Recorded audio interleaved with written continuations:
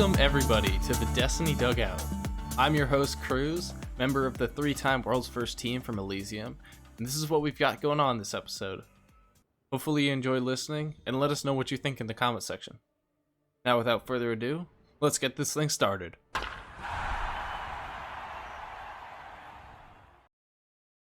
If you guys would like, you guys are more than welcome to keep farming.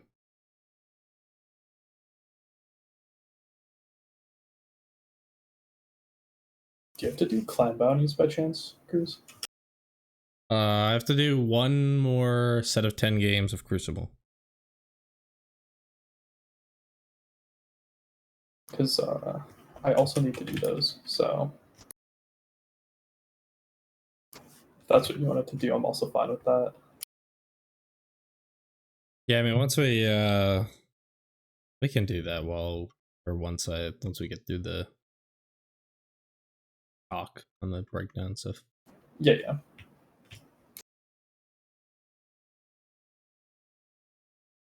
Iris needs to get more blowouts, so he'll probably join. Momentum isn't actually that bad to play, so I don't mind. It's good for leveling stuff too. Yeah, I mean, I usually just use whatever. Like, I finished the Scout Catalyst today. Oh, it was funny, especially with Kairos and I did the mission, like the exotic one, because I had the fishes, and we're I guess, like, why not? You want to do it? He's like, sure, okay. We did that, and then we were talking about the catalyst. I'm like, you know how to get it? He's like, no, I have no idea. And then, like, 5 minutes later, I'm like, well, I also got to do like a tier 7 deep dive if you want to do that with me. And so we're trying to do it a little bit too, man. Eventually Ango came in and we finished it and we got the catalyst, and it was so funny because we literally didn't know that that's how you got it. It's gotta be a pretty high drop rate on it, right? Or is it? I'm guessing it's a guaranteed if you open a tier 7 bonus chest. Gotcha. Man, if it was RNG, then I'm happy that I at least got it right away. It's not even a good weapon, man. That thing sucks. Honestly, it's not good. I don't even know what it does. I can read the description. Where is it? Scouts. There it is. Wicked Implement. Creeping attrition is its main intrinsic benefit, which is rapidly landing precision hits causes targets to become slowed. No AoE, just that target. Then the trait is precision final blows while creeping attrition is active, so on the target. Creates a stasis shard that returns to you. Collecting stasis shards refills the magazine. And then the catalyst just lets it overflow if you collect shards. So I guess the gameplay loop is shooting, freezing, and then getting melee back. Because, stasis shards. I guess you could get, you could have a build where you get surges from that. But it's, yeah. Yeah, I mean, I don't even know, like, what it's supposed to be good at. Weird GM stasis builds where you're really sitting away from the enemy, but you need some ability regen. I think there's like, I don't want to waste an exotic.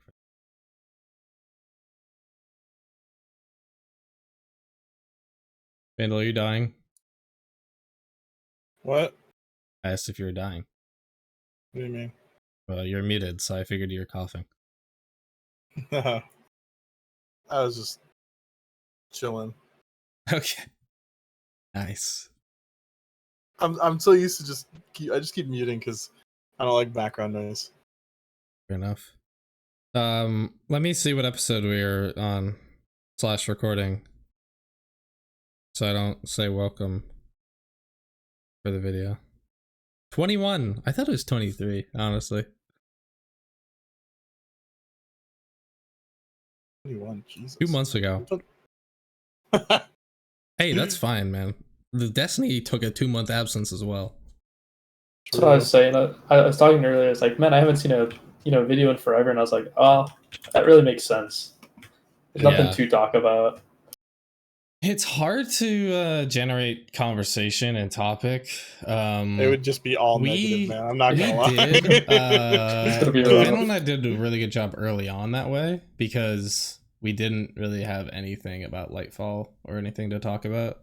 Mm-hmm. It was more just like the big topic questions that, you know, we've talked about. General raid design, what makes a good raid, things like that, big open-ended questions. But you can't revisit that all the time because you'll kind of just be saying the same thing. Or at least I would. So you kind of need something new to maybe attach that topic to. Like, we can talk about whenever we know what the raid is going to be. We can talk about what the, you know, the reprisal and what it's going to be like, and the benefit of, let's say, it being Crota Zen versus Wrath or a D2 thing. You know, there's a lot to talk about. I'm excited to do 3-man speeds. I figure, assuming we can 3-man, I figure Obama will want to do it, and I potentially Dwylo as well. If you don't have a third, let me know.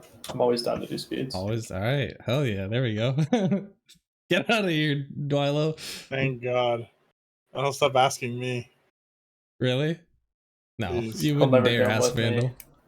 He'll never do it with me. I do, yeah. Why? That's such a wasted effort. That's like me asking him to go to the low man. That's what I tell him, man. I'm like, that's no way. Funny. The last time I did speeds was Goss, I'm pretty sure. Yeah, it would have been Goss before the day one of DSC. That's like my, you know, I mentioned earlier, my last flawless low man, you know, would have been?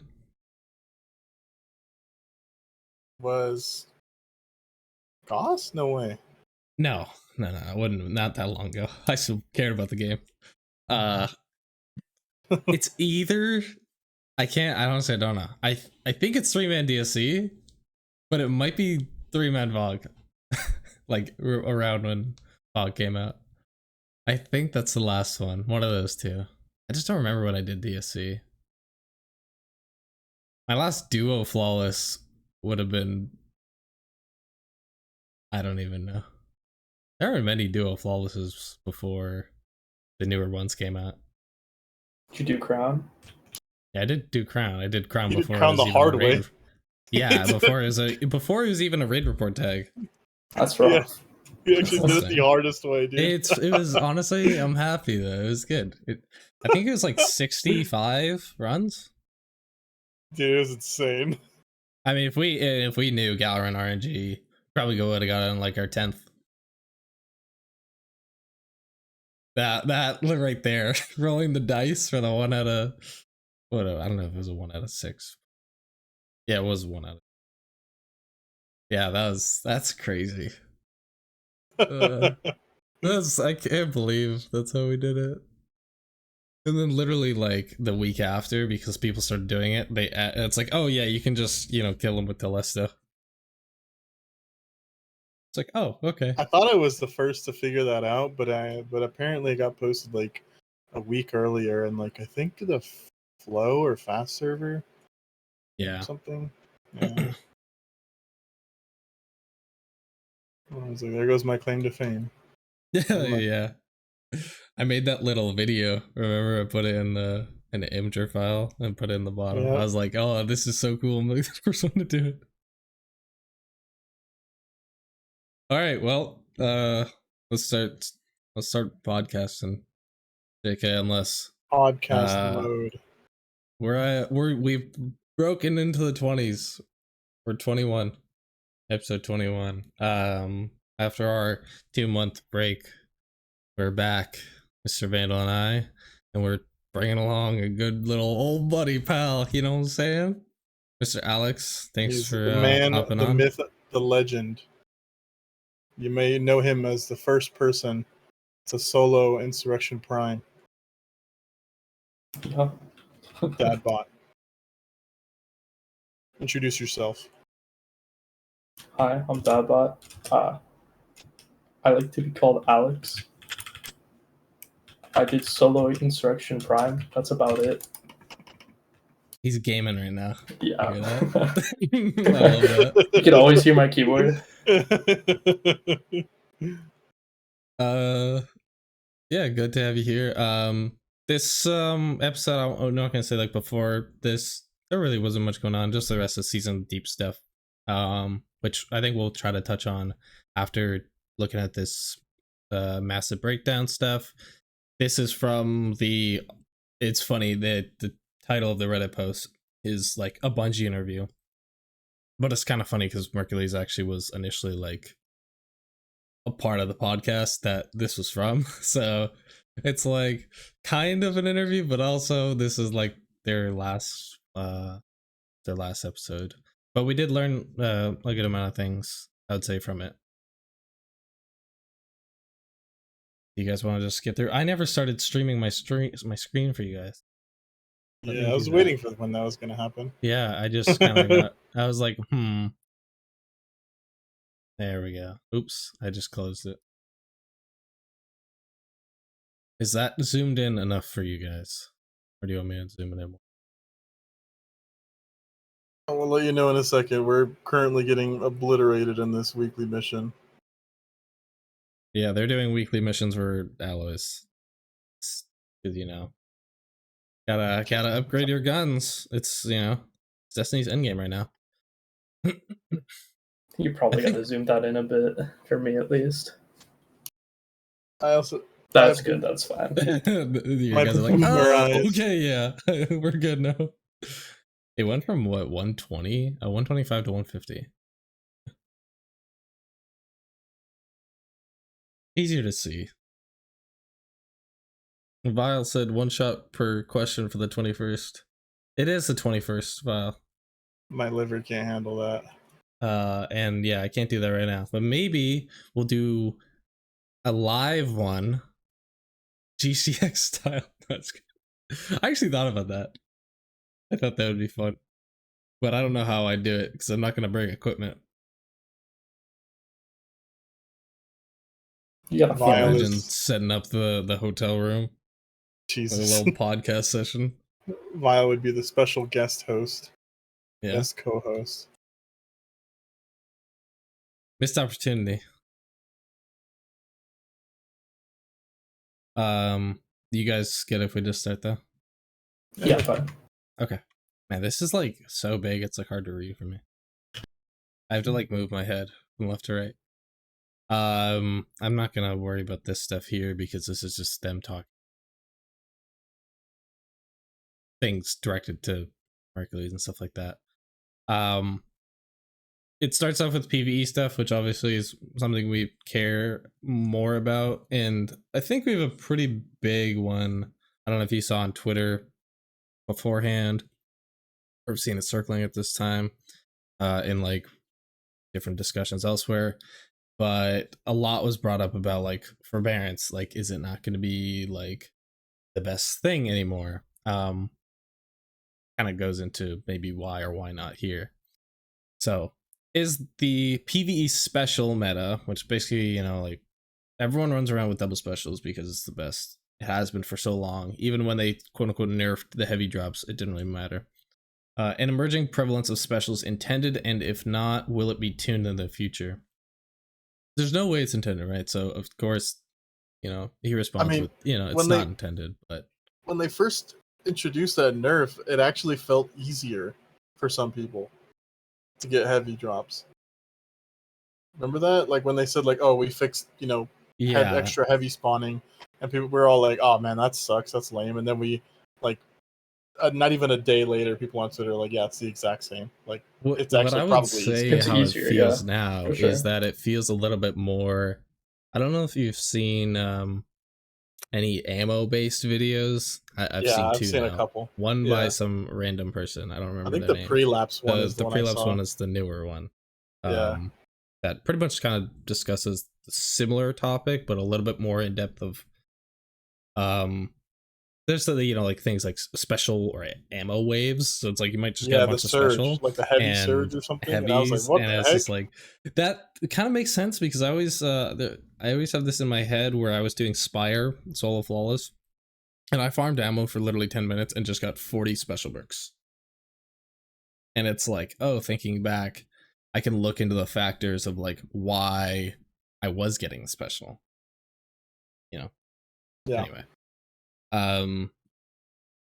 Also kind of funny to think about even from back in the day when double special even became a thing, you know, like the Forsaken era. I mean, it was impossible to get ammo back then. But I don't think with the introduction of mods and weapons that are even more efficient that this kind of cascading effect, you know, occurred. Excuse me. In season 22, they will be correcting a bug that was introduced when primary weapons went to unlimited ammo that causes more heavy to drop when running double specials. It's kind of crazy to read out loud that they're connected, but I believe it. I mean, it sort of makes kind of, at least to me, makes logical sense. You're basically like, the game was intended, well, in the beginning, D2 was intended for primaries to have ammo. Anybody remembers primary having ammo, and running out of primary ammo felt really bad. Like it was really dumb. Yeah, whenever you run out of primary, it's just, why is it a thing? And basically when they swapped it to unlimited, I imagine there's some internal flags that they either put in or turned off. And so when you don't use a primary, like it's kind of bypassing some sort of mechanic that is trying to regulate your ammo drops and just going straight into like, you're using a special, here's some heavy. You're using a heavy, here's some special. Right? Yeah, because I mean Destiny's had an internal, you know, people would refer to it as juggler because that was the mod in D1, but it's essentially like a balancing act where they want you to use this weapon, okay, you're rewarded with this type of ammo. Use the special ammo, okay, you might have to go back to primary. Right? Use your primary, now you can go to your heavy because now you'll have ammo for it. And that way it kind of keeps things a little bit more, like the flow a little bit better. The downside is that, I mean, you can just bank ammo for when you need it, but like you're saying now, and I mentioned before, once you have weapons that are so effective with so little ammo, kind of negates the need for primaries at all. And I kind of agree with like the unlimited ammo thing, because if I'm just thinking about if the game is thinking that there's supposed to be certain ammos dropping, but then it's like, oh, well, we don't need this anymore. It's almost like a vacuum where maybe now more special and heavy drops as a result, even though it was initially nerfed. Yeah, I mean, and they're tuning it back, and I again would not be surprised if they did some horrible Band-Aid fix, kind of like the Fourth Horseman weapon swap thing that people were doing. Oh no! If they did some horrible Band-Aid fix, and this is an awful hard read, and I hate it. But if they limited the amount of ammo bricks that you could have, like client side, like if they just said like you can only have 3 special and like 3 heavy bricks on the ground, and if you don't pick those up, no more ammo will spawn. Wouldn't be a bad change if they increase the frequency of that auto pickup. Yeah, the kind of big radius, the like one AOE, like. Like, yeah, where it's like, oh, you haven't picked up ammo in a while, and there's a bunch on the ground. Here, we'll just pick it up for you. Yeah. I guess, what about things like Aeons or Special Finisher? How does that ammo play into it? You have to have a rule for finders. You can't just probably, have someone. I imagine it would just be like a hard block, like client side. Like someone does an Aeons and nothing pops out because you've already capped. You've capped your ammo. Exactly. But like again, I hate it, but yeah, that's too far. You know, that's I would be like that's too far. They made it so you couldn't shoot your weapon for 2 whole seconds when you swapped. I know. Trust me, I know. I don't think Bungie's too far meter exists. Like they just tractor swap for Morgoth during wish speeds, and I'd sit there waiting to tell Obama and Dwylo to shoot because I'm like, wait, I haven't applied tractor yet. I have to wait. That became so much easier when it became 1 second. Yeah, so much, that 1 extra second was literally an eternity. It's insane. So not directly nerfing double special, but are keeping a tight eye on it. Just going, all these are like bullet points, so this isn't necessarily word for word what was said, but this is the short form interpreted version that we're reading off. Double special is somewhat interesting when run with specials like Forerunner or Trace rifles that have a custom ammo economy that blends the line between primary and special. See, that would also kind of apply to like Ariana's too. They're talking about special weapons that were in a way half designed to be able to kill ads. That's basically what they're saying is, yeah, because Forerunner has a crap ton of ammo, and that aren't really also like previous archetypes that were initially designed. And as long as like special GLs for some reason have 20 in the reserves, I don't think it'll ever go away. Like, to me at least. Like, because forbearance, you have 20 shots, and each one of those shots can kill an entire wave of ads. Yeah. They could limit the drops all they want, and then at that point you're just forcing, one, at most 2 people to like do a couple special finishers. Or then again, if there's a bunch of yellow bars or champions, you just do a couple Aeons and you're big chilling. Mm-hmm. So I have another like thing to mention about like the reserves, but I'm gonna wait for the sniper section because it's kind of tied to what they say around here. So last point about the special meta, the idea of players being able to run, for example, a wave frame and a fusion. He didn't say that for a random reason. Those are probably 2 of the most picked weapons, Riptide and Forbearance together. And never run out of ammo is not really what they want to be the preferred way to play endgame PvE, but obviously right now it's without a doubt the most effective. So they will monitor how the heavy ammo changes affect the playstyle in Season 22. So at the very least for this coming raid, no major changes.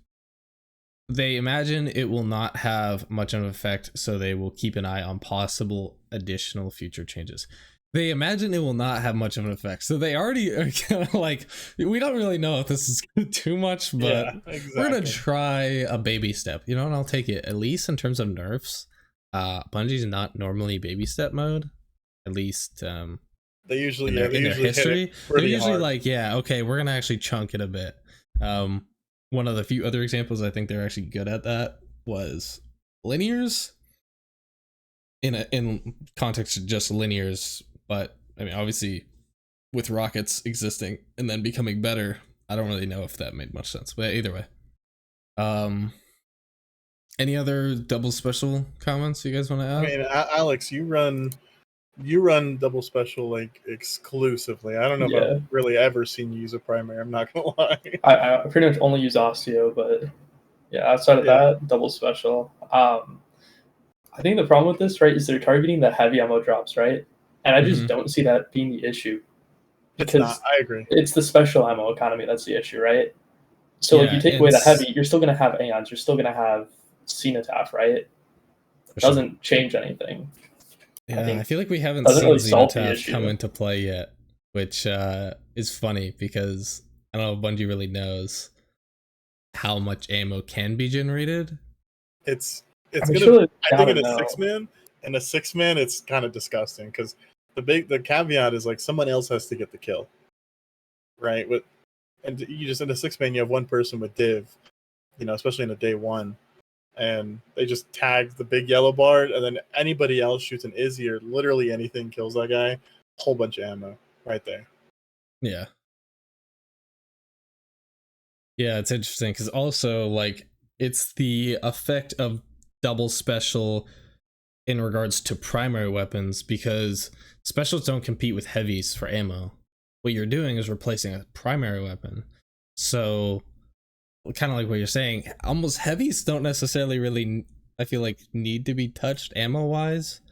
The drop rates, I suppose, should be lowered, but the drop rates being high doesn't matter as much if the special ammo is lowered initially, because then you can't run a rocket or a linear. You have to have a machine gun because you need something, or like a heavy GL, because you need that other thing that can clear enemies. And we've always been able to force heavy. Like we were just talking about, like forcing heavy, like if they lower it, like you're just gonna push people to like Alex, brought up Cenotaph, and we said earlier Aeons. Like heavy to me has never truly been the issue. Yeah, there's always gonna be heavy.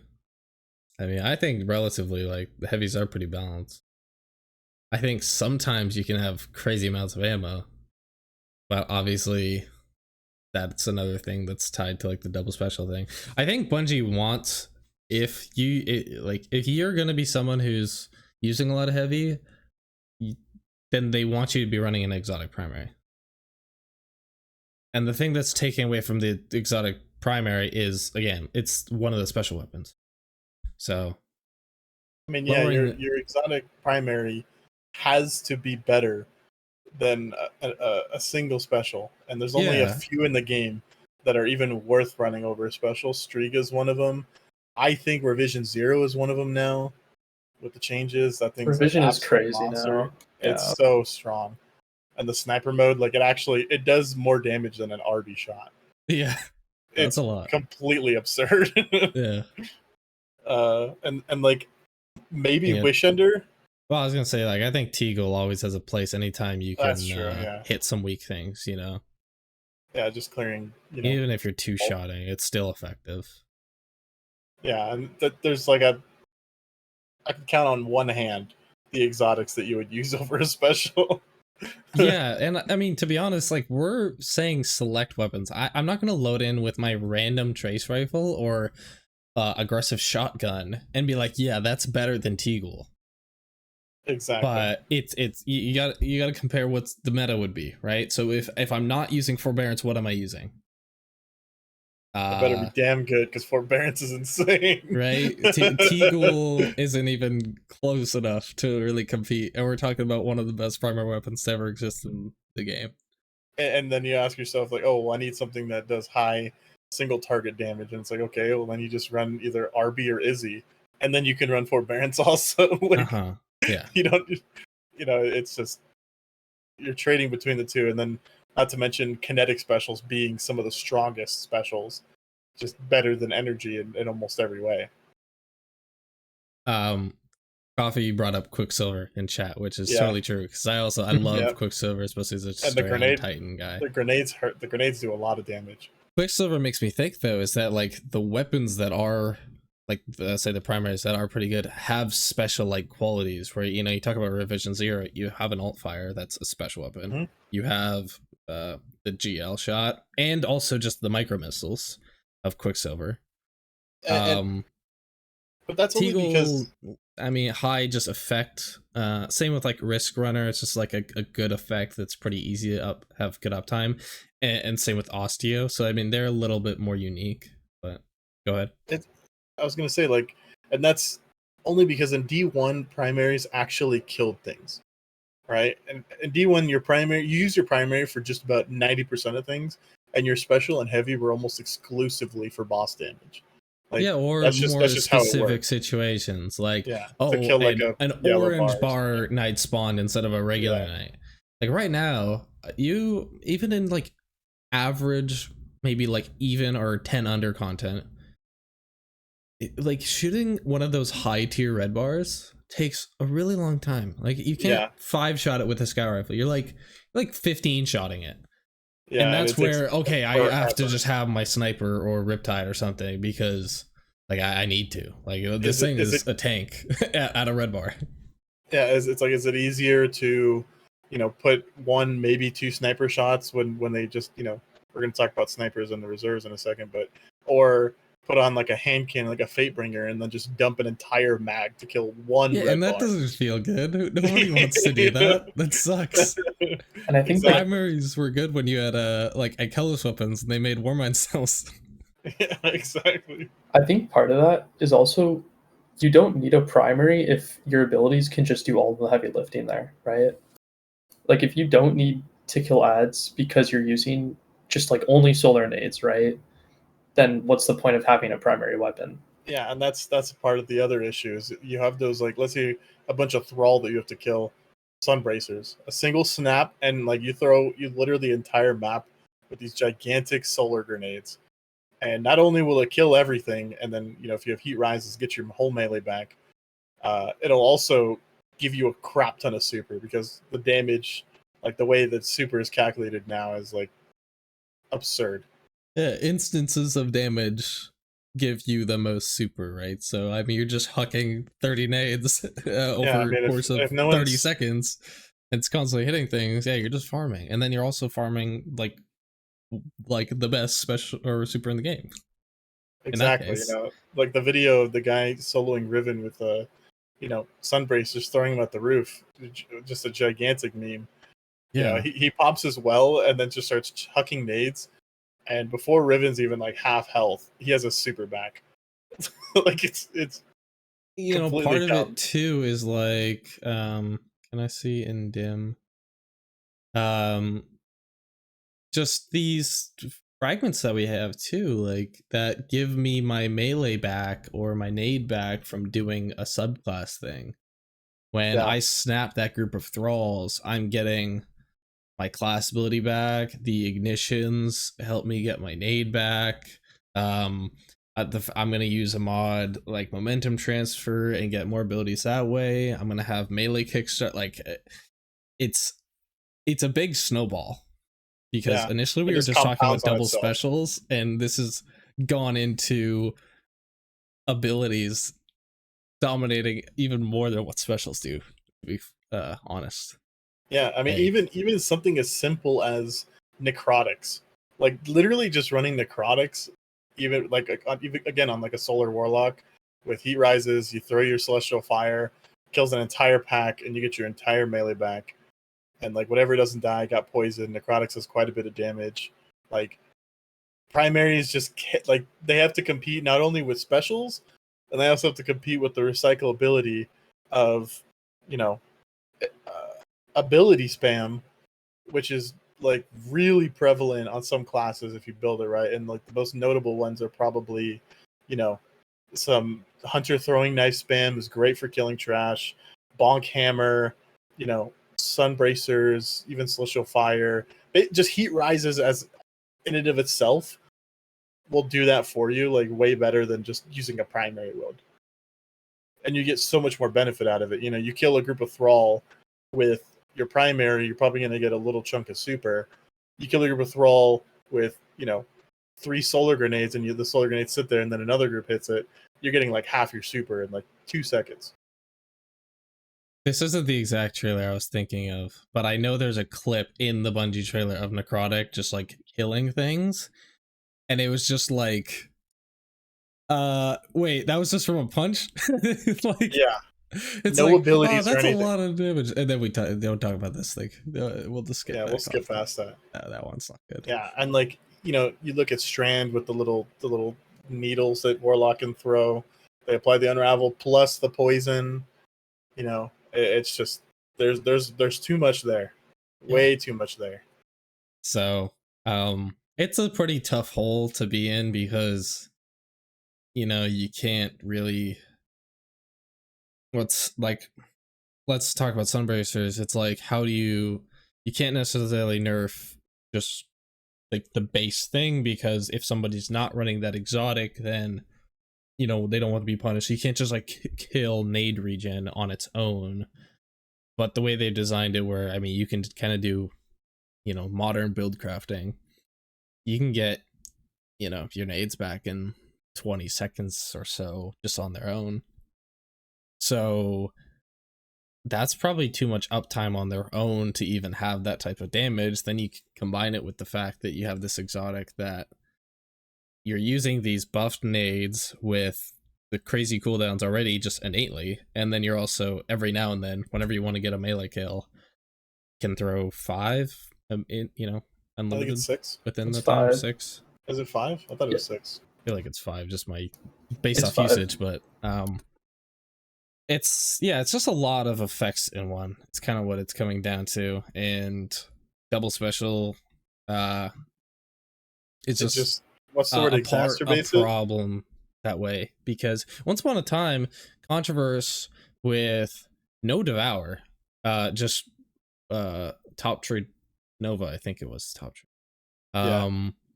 It was one of the strongest things ever because, or like in the game at that time and predating that, because you essentially, so long as you hit targets, had a crazy uptime on a pretty high damage nade. Yeah, it didn't even need to kill. That was it didn't right? even need to kill. It just had to hit something, and you got like almost more than half your grenade back. And if it hit it twice, full grenade, just like that. Back. Now, essentially, nothing has changed. You get less cooldown than you used to, which is probably fair because you shouldn't get an entire nade back just by using it. Even with an exotic, but it's not even something that's considered. So, you know, it really goes to show how deep the problem is, because there's good A tier type things that just aren't the meta. That still play into all this, where it's just a system where there's so ability and high optimization in the game now, where there just isn't a lot of room for anything that isn't great. That's where all the fucking don't use it gems come from. It's too good, don't use it, because I need it. And that's like, I think somewhere down in this, I think it's in this post, I could have sworn it was, they talk about how they balance things, like what their baseline is, and that like really says a lot. You know, we'll get to that though. Yeah. So thoughts on the state of snipers in PvE? What is the philosophy behind them? For example, are they intended to be used against champs and majors, or more designed towards bosses? Are they underperforming in your eyes? First point, they feel like they are underperforming a bit, but there's a reason they are slow to move snipers upward, because they have functionally unlimited range, and if snipers become the best, they immediately invalidate a large number of other weapons and become the only things you need to run. Probably going to take another pass at them post season 22. I mean, the snipers have been dead since what? Crown? Like post Crown, when they nerfed them after, or when was it? It was shortly after Crown, wasn't it? Yeah, well, their peak was the Gauss time, because that's when they got the crit buff, and then by Season of Dawn, they were nerfed and the multiplier was gone.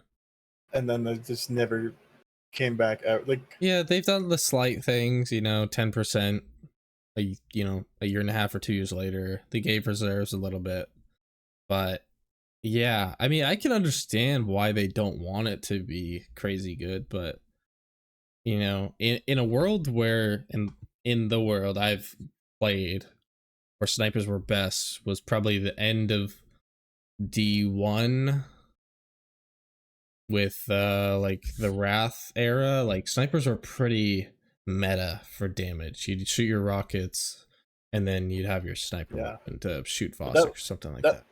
That was the D1 meta though, was your sniper and heavy were, primarily your DPS options. Yeah, and I mean, they also could, like crit through shields. I mean, maybe that's an extra factor, but I mean, they were pretty much just good damage things that were relatively safe, right? And especially in the D130 FPS, I'm playing on my 720p TV, turning at a snail's pace. It's a different game. Oh yeah, 100%. You can't have that effectiveness now with whether it's controller or MNK. It's just like too responsive now to have that effectiveness. So I can understand that. And not to mention with Divinity existing. For sure. Yeah, you don't even need to aim as much. Nerf or not, Divinity just trivializes all of it.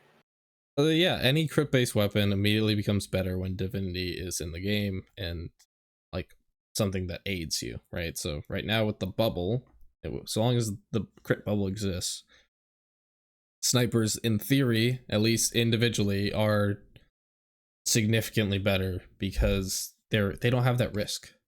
That was always a thing with Whisper and any predating version of it was, you have this huge hitting sniper, kind of like a railgun almost, and you hit 3 of your shots and you're rewarded. But hitting those 3 shots, especially on anything that's either small or moving, was pretty impossible. You don't really have that risk when A, Divinity's in the game, and B, a lot of design is for, sitting there and shooting. I mean, with the introduction of, what looks to be more active bosses, like with Rolk and with Nezarak, it definitely makes it a lot less unsafe to sit there and just kind of spam with a sniper. Because that's to me the big crux of snipers is they might, even if they had high total damage, like you have to sit there and get it all out.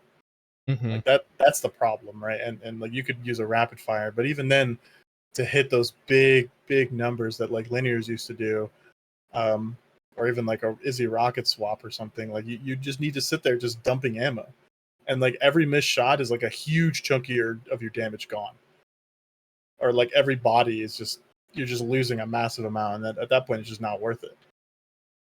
I think an interesting thing is you have bosses, like you said, they're definitely, people always praise Rolk, how he moved and stuff like that, and even Nez to a degree where he was more unique. We never fought this type of thing before, this super aggro moving enemy that was hard to crit.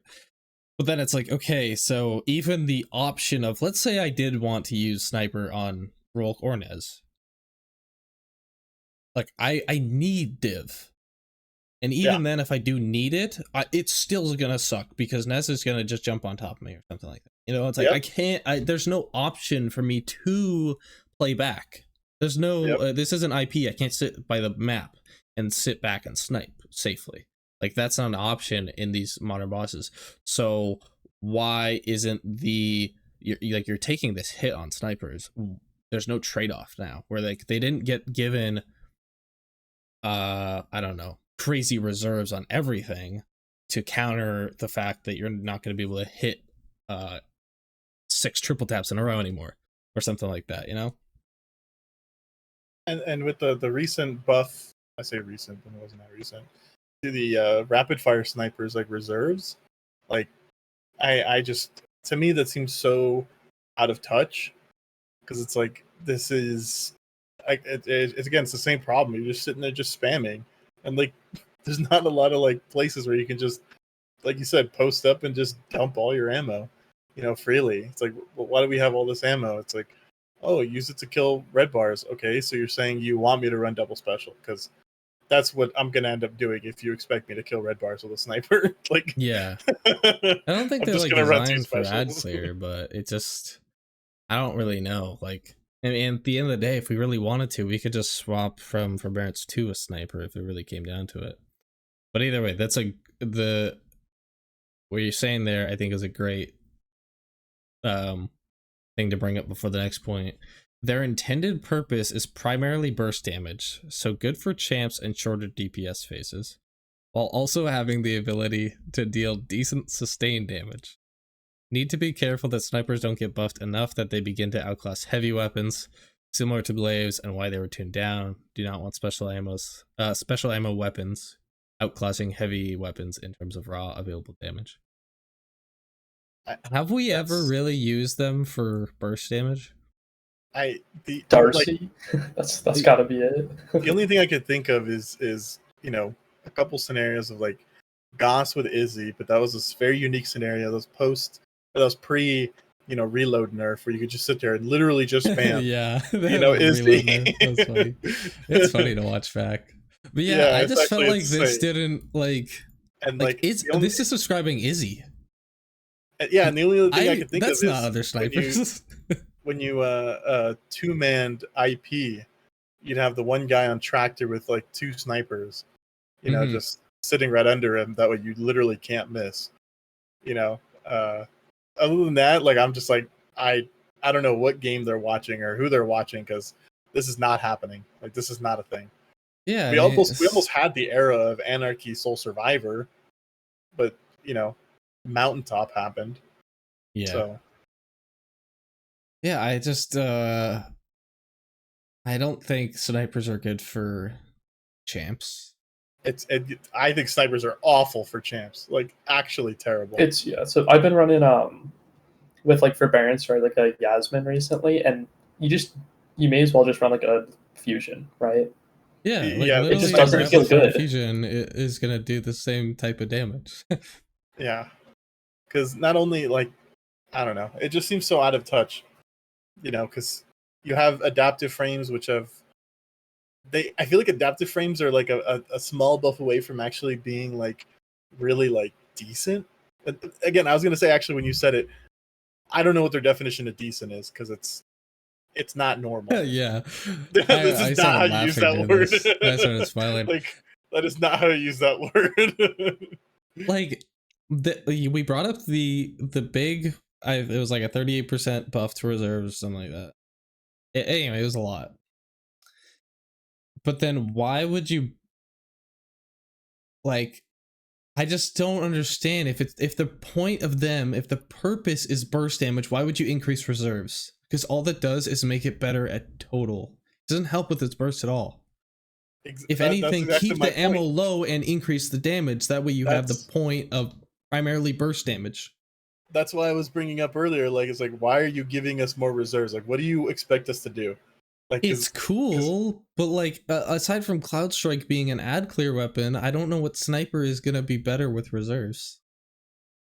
It just doesn't, like, I agree with their purpose. It should be for this.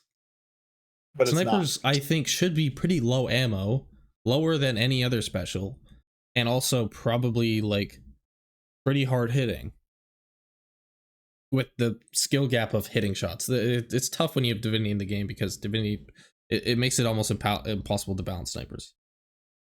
But let's say in a world without Divinity, you can have something that's like almost heavy like in the special slot. And this is the point. You could have different archetypes. You could have some archetypes that are a little bit more reliant on hitting your shots, and then there's some that are a little bit more lenient, but maybe you can't do as much total. But hey, you got more ammo, so it's a little better, and maybe we'll give you some perks, like only those snipers can get 4th times, so they're even more ammo efficient. But you know you're not doing the DPS of the other one. Like, Destiny, I think, more recently, really wants to follow in the footsteps of RPG elements that really are like role based. Like, you're gonna have a weapon that's really good at like this, and then this type of class in the same category, so a different sniper rifle in this case, is gonna have like similar characteristics but also gonna play differently. I feel like a lot of other games, what was that beta for that game that came out? Shoot, like it was like a free to play demo or like beta, I want to say like 6 months ago. Shoot, what was it? I don't remember. But it kind of followed that principle. And I know, I mean, like other games like Division would follow it. WoW would have similar characteristics with different weapons. Like the big thing is you look at where snipers are, and if you look at like kind of like a spectrum, they're too close together, like rapids, adaptives, and the aggressives, when they need to be more spread apart to fulfill their, like you said, their role, their purpose a little bit better. Like aggressives need to do way more damage per shot. All right, it's like, oh, but what about triple tap? Believe me, like it's not going to break the game because they take forever to shoot, and that should be the thing. It should be they do a crap ton of damage. Like you should be able to kill a champion with an aggressive sniper in 4 to 5 shots, and that's 100% not the case right now. Yeah, and then only have like 12 shots in reserve or something like that. So, you know, you can't just do that to every champ, but you know, for the few champs that you do fight, oh, don't worry guys, I brought my succession. I've got a recom shot right now. I'm gonna 2-shot this thing. Yeah, I mean, and you know, rapids, as much like I don't know, I don't want to say nerf them, but they added a whole bunch of ammo, and like the big thing with rapid fires is like there's just never a scenario where you're gonna sit there and just dump all that ammo. That's just not happening.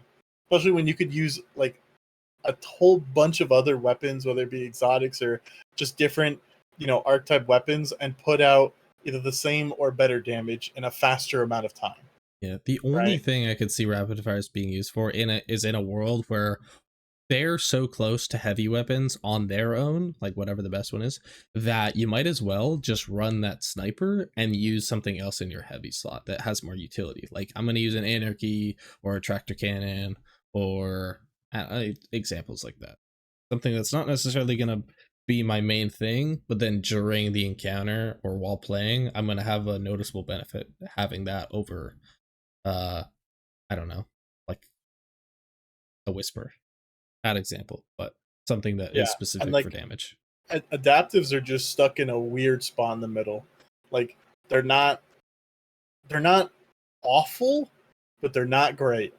They're just, you know, they again, like they just. I feel like if they did a little bit more damage, they wouldn't feel as bad. But I'm not even sure that's the whole issue. Honestly, like I don't know. Yeah. If I could design it myself, I'd have, like we're talking about, aggressives be like 10 to 12 shots total, really high damage. You could even lower their fire rate if you wanted to kind of signify their heavy hitting nature. Rapid fires, get rid of all regen ammo perks, so no 4x, no something, anything like that. Focus more on perks like rewind that keep you shooting. And like high impact reserves, just like whatever it is that helps you hold down that trigger and shoot that thing. Then you have adaptives that are like the ammo efficiency kings. So they're not going to be the big damage dealers or have the highest DPS, but you're going to have a crap ton of ammo in them, and they're going to be able to have perks like 4x. Yeah, I would love that type of design, because I feel like that is more of a triangular design, if that makes sense, rather than linear. Right now, a lot of archetypes in Destiny are very linear, where you just take the slowest RPM to highest RPM, and everything follows a pattern of characteristics. Where I feel like if they were designed with more uniqueness in each slot, then you'd have more of a reason to pick one thing over the other, rather than just being like, well, 720 autos are the best because DPS, so I'm going to always use the 720 auto if I'm going to have to use an auto. Yeah, I mean, and you could even, like, two things I wanted to add to that is, you know, you have aggressive snipers, they, on the first shot, are, you know, guaranteed stagger some, you know, higher tier enemies. Rapids are going to take more to stagger, and adaptives somewhere in the middle. But the other point I was going to say is I'd almost be comfortable just basing everything off of a ×4 Izzy shot. Like you basically, you start there. You say a ×4 Izzy shot does this amount. And then you go, aggressives are going to do some percentage of a ×4 Izzy shot in comparison. Right. And like just balance everything around that, because in essence, that's really what they're trying to do without doing it. Like, yeah, I totally every agree. Sniper is completely competing with the efficiency of Izanagi's in terms of just how much damage it can put out. And if you're not using Izanagi's as a baseline, then there's a good chance it just wins. Like it's just gonna beat everything, you know, in terms of, you know, how much damage it can put out and how fast it can put out. It might not have the total that like a rapid fire brings, but again, you don't have 10 years to sit there just spamming a rapid fire half the time. So you would benefit more from just dumping a couple Izzy shots and then weaving in a rocket with it. Like, and so without basically comparing it, like, you know, this is just an arbitrary number, but saying like aggressive snipers do 60 to 65% of an Izzy shot, right? Like a ×4 Izzy shot. That's still a lot of damage, I think, right? For an aggressive. And then you kind of scale everything accordingly. But if they don't do that, then, you know, they'll just be in this limbo, which they're at right now. And like you said, like the, you know, giving each one the roles with like the ammo generation and ammo efficiency ones, like spot on. I would love that to apply to every special at the very least. I think slugs can be the aggressives, and ag frames can be also a form of aggressives that are just, you know, pellet based instead of slugs. Rapid fires, like you can keep the same structure for every single one. Like, I don't know. I would love to see that on specials. And if they based everything off of this is asking a lot. This is a tall order. If they based everything off of, if there's an exotic that lives in that same class and kind of does something similar, like look at rapid fire shotguns versus like Fourth Horseman, for instance, right? Like if they start with these exotics, and in a perfect world, the exotics are like the pinnacle of that archetype, right?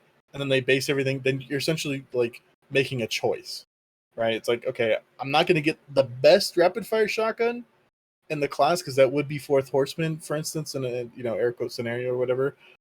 But I have this other shotgun which is the next best thing, so then I can use an exotic elsewhere, right? But as it stands right now, I mean, 80, probably 90% of the exotics are actually just worse than legendaries.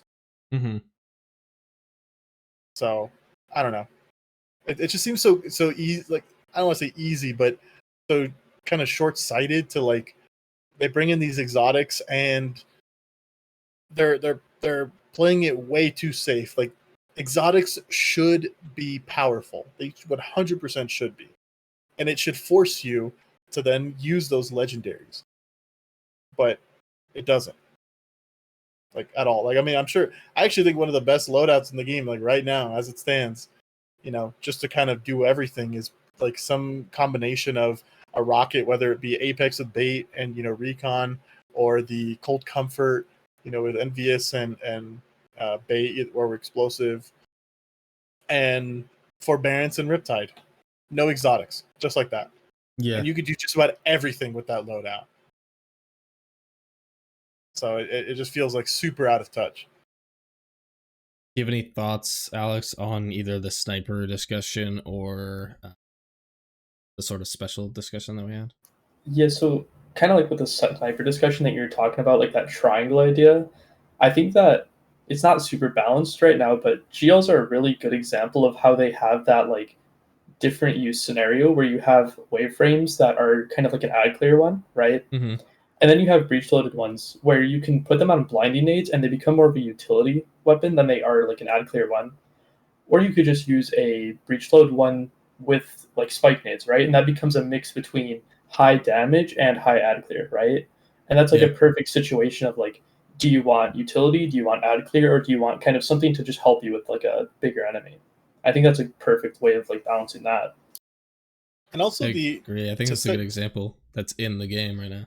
To kind of jump in on that, the intrinsic perks, like the intrinsic perks need to do something a little bit off of what it needs, if that makes sense. Like if a sniper had like a I can't think of it right now, but some like small way of making like a dragonfly explosion or something as an intrinsic perk, like the last bullet in your just something arbitrary or whatever, but just some way to make snipers still able to do a small amount of ad clear, right? The intrinsic perks should help you with that, right? And as it stands right now, most of them are like, who cares? When you have ones like Soul Drinker, like what? How do you compete with Soul Drinker? Like what is that? Let me add clear and then reload to get Soul. Soul Drinker is weird because Soul Drinker on every other weapon, maybe the SMG, it's like actually decent, but on every other Val weapon, it's nowhere near as good because you don't reload as much. Like the fact that you reload every shot makes Soul Drinker broken on a weapon that's already incredible at getting hits on enemies. Like that's what it's based off of. So it's just like a compounded effect where Soul Drinker on that weapon is too good. There needs to be some kind of like, whether it be just straight reward, which kind of like is Soul Drinker, like you just get just a straight reward just for playing the game, or there needs to be some kind of investment to a reward. Like imagine a sniper where, let's say an adaptive sniper, you hit, if you like, there's a intrinsic perk, if you hit all precision hits in a mag, your next mag will have increased damage, right? You're investing right there, and that gives it a purpose that you can then use, right?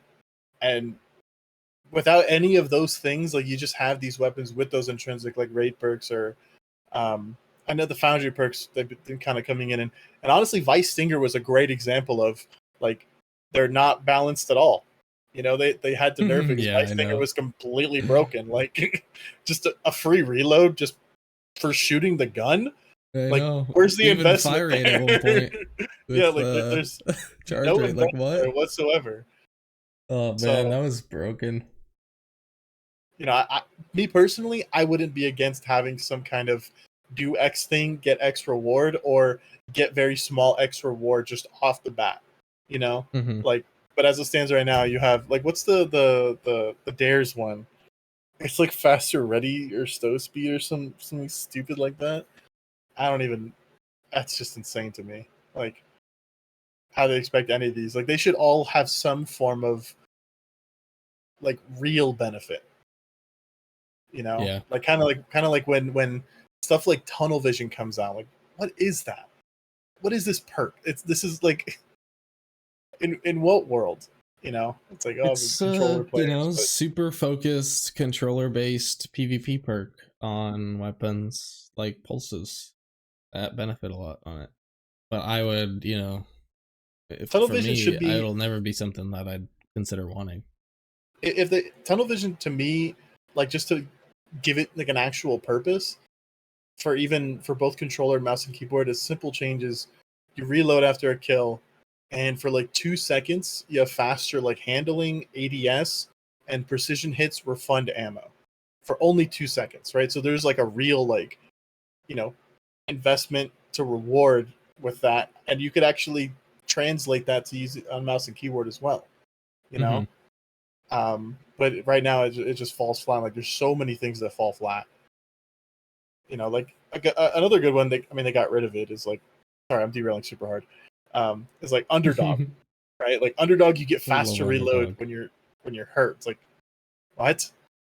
Yeah. It should have been while hurt in a way, kind of like it should have almost been mixed with pulse monitor, but not really. Like while you're injured, you have faster reload. If you get a kill, or if you do enough damage, I don't know how they would do it, but either or, it just starts regen or gives you a chunk of health. Yeah, I was thinking. That was immediately what I was thinking. I was like, yeah, just like getting a kill when red, when that's procced, gives you health regen. Yeah, like to me, there's not enough of the that perk as well, like the concept. And there's so many scenarios where you have perks that are just all reward, and you will never see anybody use anything else, because why would you?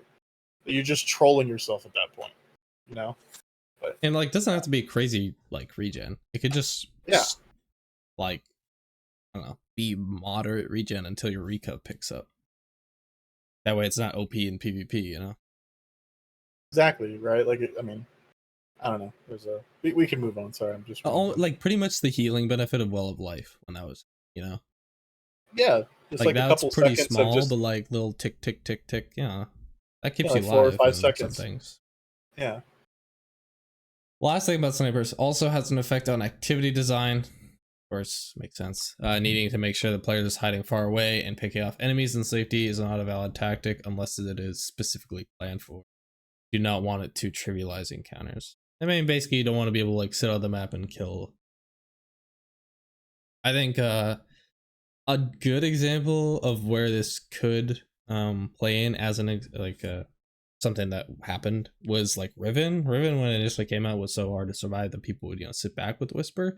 But nowadays the trade-off could be, do you guys want to sit back with Whisper and be a little more safe, or do you want to be up closer and use like, I don't know, you wouldn't use rockets because of wolf packs, but I don't know, heavy GLs or something, because we need to be closer, but it's a little bit more of a trade-off because of the activity around it is a little more threatening.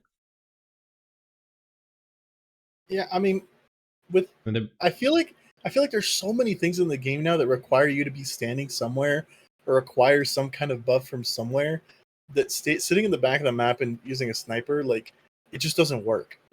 Like, yeah, you have to go that run, could be them in. designing that ahead of time because of the fear of snipers. Yeah, but exactly. I also think that even if it wasn't the case, like for Rolk, you think people would have, let's say, ran down the stairs and just shot him with a sniper?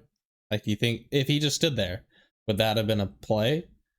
Your damage would have been, here's the thing, obviously you would have just used linears because linears baked, but yeah, specifically talking about snipers in this case, like they're not good enough on their own, I think, for that to be a viable strat. So exactly.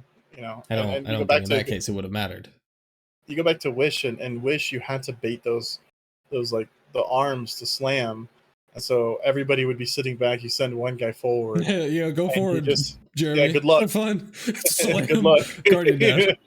Like it's just like there's, I don't know. It just feels very kind of like a cop out. Kind of saying like, oh, we're afraid of this, but it's like that's just not how it works, and I don't think that's how it has worked in a while. If anything, a lot of the times people just sat back and do the sniper. You still had to do some kind of the activity or the encounter, and then you got in position to do it, which you could have done with any weapon. Like snipers didn't cause that. They weren't the cause of that. I mean, like you look at Crown, right? Back when, I think snipers were. I think they were still pretty good when Crown. Yeah, came definitely. out, right?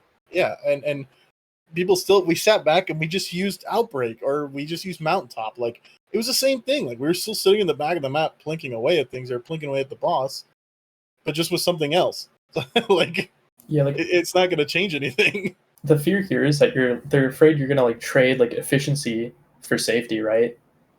But if you have a scout that can plink away and the ads can't hit you, the same thing happens. You're just slightly slower. But if you're already playing slow, it doesn't matter in the first place. Exactly. Right? So to me, this is like a non-issue that they're just hiding behind. Like I just don't. It's not real to me. Yeah, I mean, until you make more enemies that just snipe you from either further distances, then I mean, going back is always going to be safer. It makes sense. It's intuitive to let's say you start Proving Grounds. Yeah, you could literally just start scouting using your sniper, whatever, and shooting everything. That's not necessarily going to be the fastest way to do it. It'll get it done though. But then you go through more of the strike and it changes. So now you can't necessarily do that. So it's like just don't design a giant valley of openness, and I think you'll be okay with having scouts or snipers. Yeah, and as long and even if there's an open valley, like there's always an objective, something to be done. And if everybody's sitting in the back of the map and they're just like having one or two people run and do the thing, like it's the same thing as if you were sitting up there with them. You're just killing the ads, protecting them, and if you were like closer, it'd be the same thing. Like I don't know. To me, it can't be real. Yeah, one could argue that due to the weapon choices of you maybe being up close with them, you're actually having a better chance of survival because you can give them your you can, forbearance, you can use the blinding nades or disorient nades, whatever you want to call them now. So, yeah. And like you said, I think a big thing is that objective thing. You're almost never in the case where you're just there existing shooting enemies. You're not in patrol with no objective. You've always got something that you got to go do. Yeah. You can use that to always, which is what they're saying, they can always use the activity design to lower their worry that the sniper passive play is going to be the best. And recently, there's, to me at least, there's so much downtime in between, like, kind of like checkpoints in the encounter or whatever, like in between transitions, like during an encounter, for instance, that, again, this isn't stopping anything. Like, it's like, oh, we can't use snipers. Like, okay, well, we can't sit in the back during the encounter, but right before damage, everybody just goes to the back anyways. If that was the case, like, like if the plates on Explicator didn't exist, everybody would just go back to the bridge or whatever and sit back on one of the plates in the far back corner and just stay really far away from this guy and then just, again, sniper him if snipers are in this case, we're talking about snipers or, linears or whatever. Like it's not actually stopping anything. The only things that stop it are the encounters, and half the time they do. And I genuinely cannot think of a single scenario where it was like we sat in the back the entire time. I mean, you look at, going back to Wish, you look at Morgeth, and Morgeth, we used the sniper and sat on the bridge for damage. Like, we did the entire encounter up close, killing the ads, grabbing the bombs, and then we ran away. People. And then and then when it was time for damage, everybody ran to the bridge. Like, you ran as far away as possible. Like it's like. And then the way they combat that is like, oh, you have to stand on this plate to do damage, and And then you get into the bigger issue, larger picture of like and well exists, so it's like, oh, we put you on this plate, so it's not safe, but we have a well, so I don't know what you're talking about. So it is safe. Yeah, I don't know. But then, Anyways. without the well, they can't make it too unsafe because you can't make it be random based off if the enemy's shooting at you, then you just can't complete the objective. So I don't know. I feel like almost they use well as like, well, they'll have well of radiance, so they can survive this. I think they have said that before. I'm pretty sure I vaguely remember them saying like that's part of their thought process, is like they know that people They have to balance around well. Yeah. I mean, that was always the thing with Reckoning. Yeah. You'd well every plate. Yep. So we can't kill you, we'll throw you off the map. Yeah, and you could just sit there and you didn't have to kill a single ad. So, this just seems like a massive cop out to me. I don't know. It's either a massive cop out and they know what they're doing, or our budget is so unbelievably out of touch. And honestly, it could go either way. I believe they were afraid of doing things that change the identity of Destiny, which is why I don't ever see them changing, at least in this version of Destiny 2, the core structure of like how weapons work and how abilities work. But I think you kind of get to a point where you just need to pull the plug and reset the project. Not everything can live forever. I'm not saying Destiny should die. I'm just saying you gotta reinvent how you do things. Kind of, the D1 to D2 system, and then even the Forsaken to now system has had a lot of revising. But I would say within the last 2 years, I'd say since Beyond Light, the game is slowed down its rate of change. It's just been like, okay, we're introducing the 3.0s, and really all that was just more ability spam. Like, the verbs are cool, but they don't really change the way you play. Like, I now have a speed boost on Arc, but that's not the same as now I have to rethink how I think about the weapon system. Yeah, and I mean, this is a big derail, right? But to me, one thing that could actually do more good than harm and to potentially make things easier to balance is if they, and I know we've talked about this in the past, Cruz, if they introduced like natural resistances for certain enemy types and kind of really played into that role a lot more, right?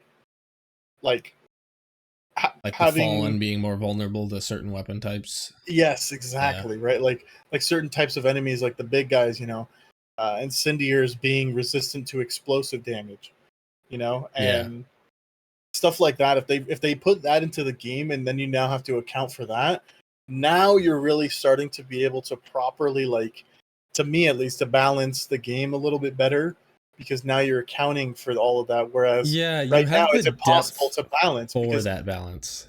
One gun can do literally freaking everything. Like you have a great example of Striga, Osteo Striga. The gun can literally do anything and everything.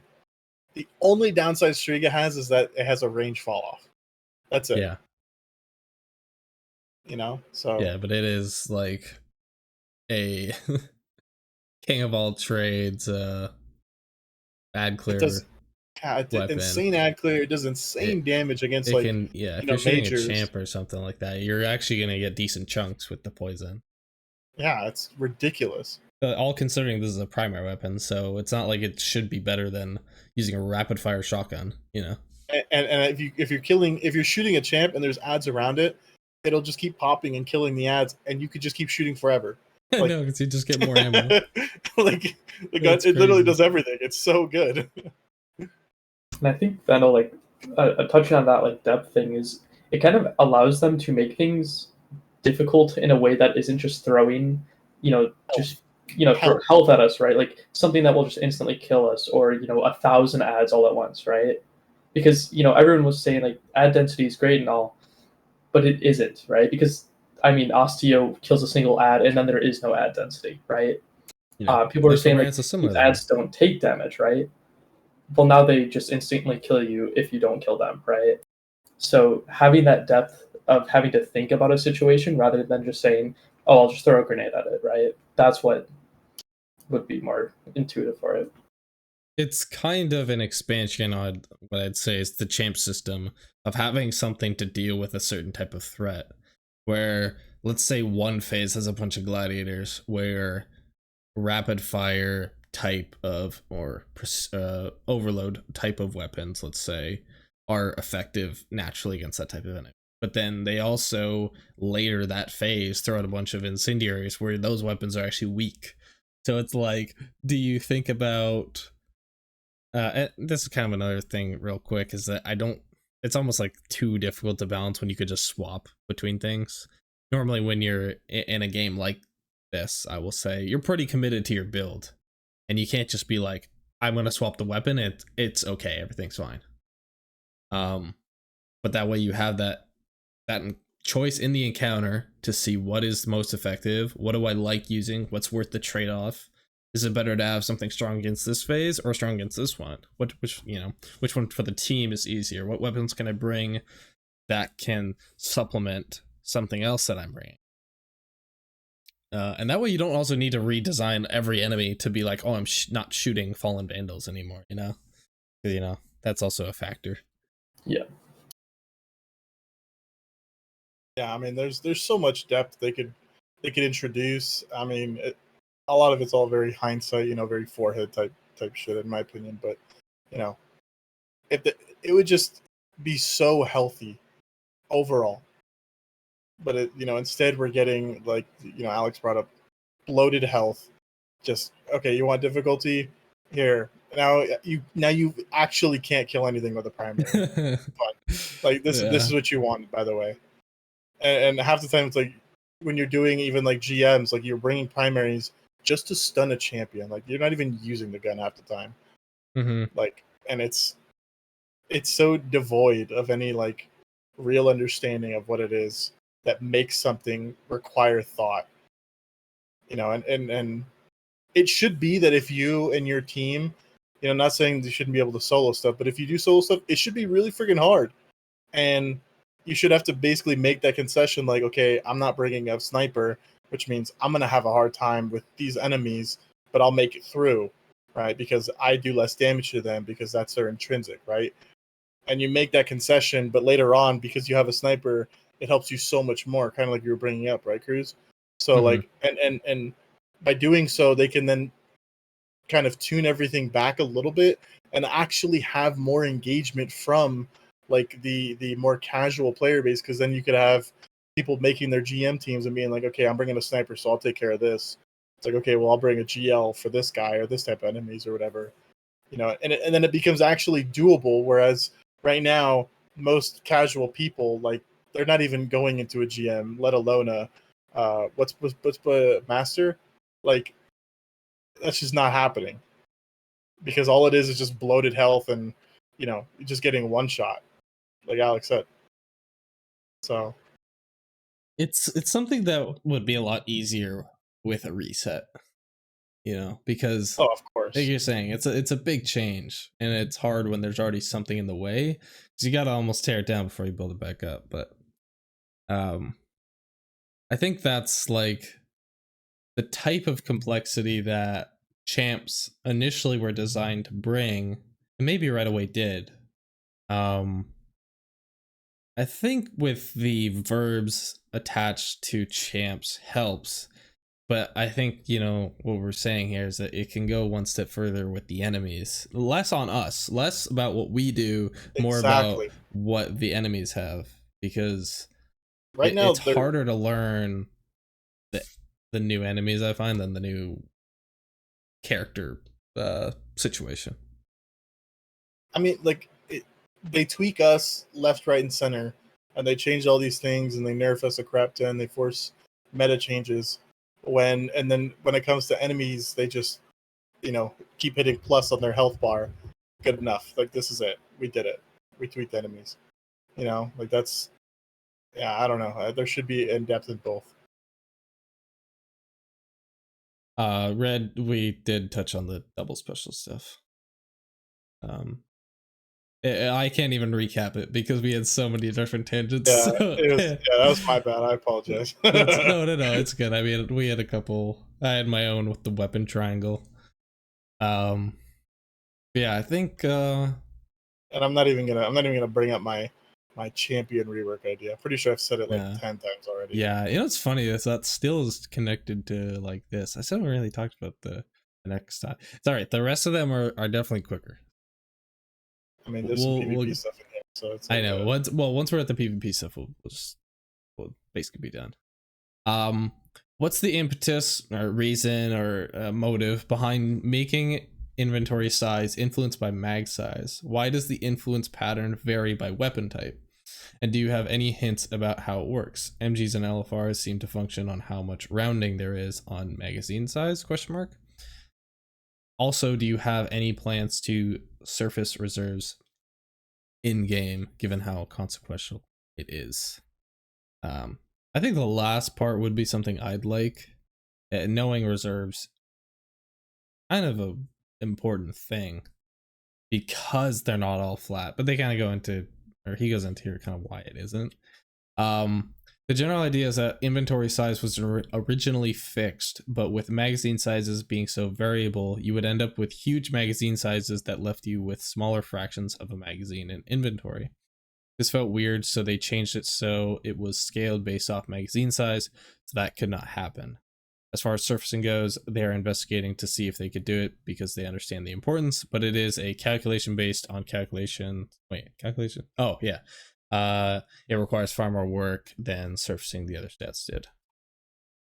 Kind of like it's kind of a little mangled, and it's kind of difficult to just be like, this is the number, because it's not necessarily fixed like they're saying. He references the deep old magic, and that's to me, I read that as a reference to tech debt, in the sense that this is stuff that was established very, very early on in D1, because I was gonna say this is the inventory D2, size stats existed since the beginning of Destiny.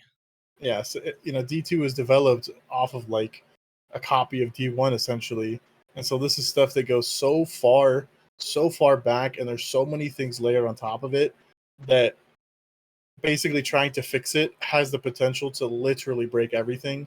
And I'm not sure that Bungie, I mean, we've seen in the past that they're very time conservative.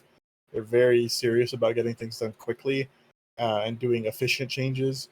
And this, to me, just seems like this is just not going to happen, because this is the amount of work it would take to go back and to like reestablish things, and then just ensure everything built on top of it still works, and or just put another thing on top that kind of reaches all the way far back around everything else. Like, I don't know. I'm not a game designer, programmer, or whatever, game dev, but I can see that there's some complications there, and it's their own damn fault. Yeah, I think the easiest way to say it. More benefits of a restart. Yeah, tech debt is definitely a thing when you have a game that lasts as long as this did, and yes. D1 and D2 are very similar in many ways, for good reason. Obviously, D1 was pretty successful and a good building ground for a good foundation for what D2 became. D2, the game's, we're in what, 6 point something now? Like in terms of patches, like that's a lot of like big resurfacing of like, all right, we're overhauling these systems, right? Next year we're doing these. And after doing 4 of them, that one you did 4 years ago is now also outdated, but then you've got these other ones, and then you just get the staggered effect because you can't do it all at once, right? So what are you gonna do?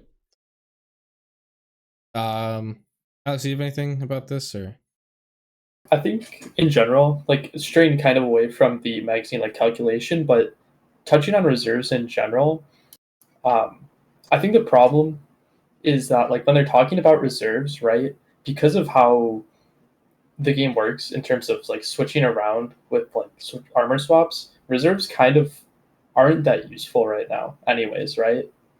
So it's not too big of a deal in their eyes, I think. Yeah, I agree. I mean, because you look at, and one thing I was gonna bring up, completely forgot, but I'm glad you said that, Alex. like reserves should be a choice, and it should be an active choice, not a pre-start the encounter choice, and you're completely okay without it. And by that I mean GLs shouldn't go up to, let's say, 23, 24 shots with full reserves, because that's so inconsequential. Like, it actually, like, makes very little difference. Like, the only time it makes a real difference is with rockets. Really, like your heavy weapons, like that is something that could probably stay the same, but in terms of everything else, like, there needs to be more of an impact, and it needs to be more of a choice that you're making to increase your reserves, for them to even like want to touch this. In my opinion, like GL should be, 10 max, without any reserves. 10, you have 10 shots, right? And then one reserves adds, 4, and then 2 adds, 7, and then 3 adds another 10. Right? So if you want to go back to the original, or you want to have tons of GL to spam, you have to commit to your reserves. And then if you just basically rally with 20 and then you use everything and you're going through the encounter and you don't have time to make those swaps again, which is another problem because you definitely do, you should essentially feel that decision as of like, I only have 10 GL shots now, and I don't have time to swap. And I think a good thing is, I think swapping off of a reserves chest piece should like bring down how much you can have, right? Literally what I was gonna say. Yeah. I was just waiting. Like, I don't think you should be able to rally with 10 rockets and then swap off to where you would have 7, right? Like, Yeah, that it just just feels bring like it a down to cop-out. 7 immediately. Yeah. And that's kind of what I'm alluding to. Like, it should be a choice. Like, you should have to make that choice to run 3 reserves on your chest piece of a certain element, and like, you're stuck with it. Like, you don't get to wear any resists. You just have to, you get your ammo and you got a deal. And it's like, oh well, I need to stay alive, so okay, sucks, you don't get any extra ammo. You make an active choice there, whereas right now it just doesn't exist. We're diving into big things, because then I could bring up, well, it's like, well, reserves shouldn't be in the chest slot anyway because it's too competitive, but then you should also reduce the effectiveness of resists because they're automatically the pick. You should put them in with scavs and make them a mild, like a 5 to 10%, because then it's like, oh, do I want this or want that? My main point that I wanted to bring up before switching over those, it's funny, I was reminded this from just a second ago, but Kyrus and I were talking the other day about, mods and how they work together. And Destiny is very like, he brought up scavs and how, once upon a time you could stack them. Now it's just run one. For most things, it's run one and then get diminishing returns, right? That's kind of like the modern system. But there's not as much incentive anymore to invest in a specific thing now because of the diminishing returns. I'd argue that it should have an increasing scalar rather than a decreasing scalar, to be like, yeah, you really want this benefit, you have to commit. You're not getting your resist, but you're also literally doubling your reserves. That could be pretty huge when using Forbearance. If it's at 10 shots, now I'm at 30. It's like, but I also don't have any resists.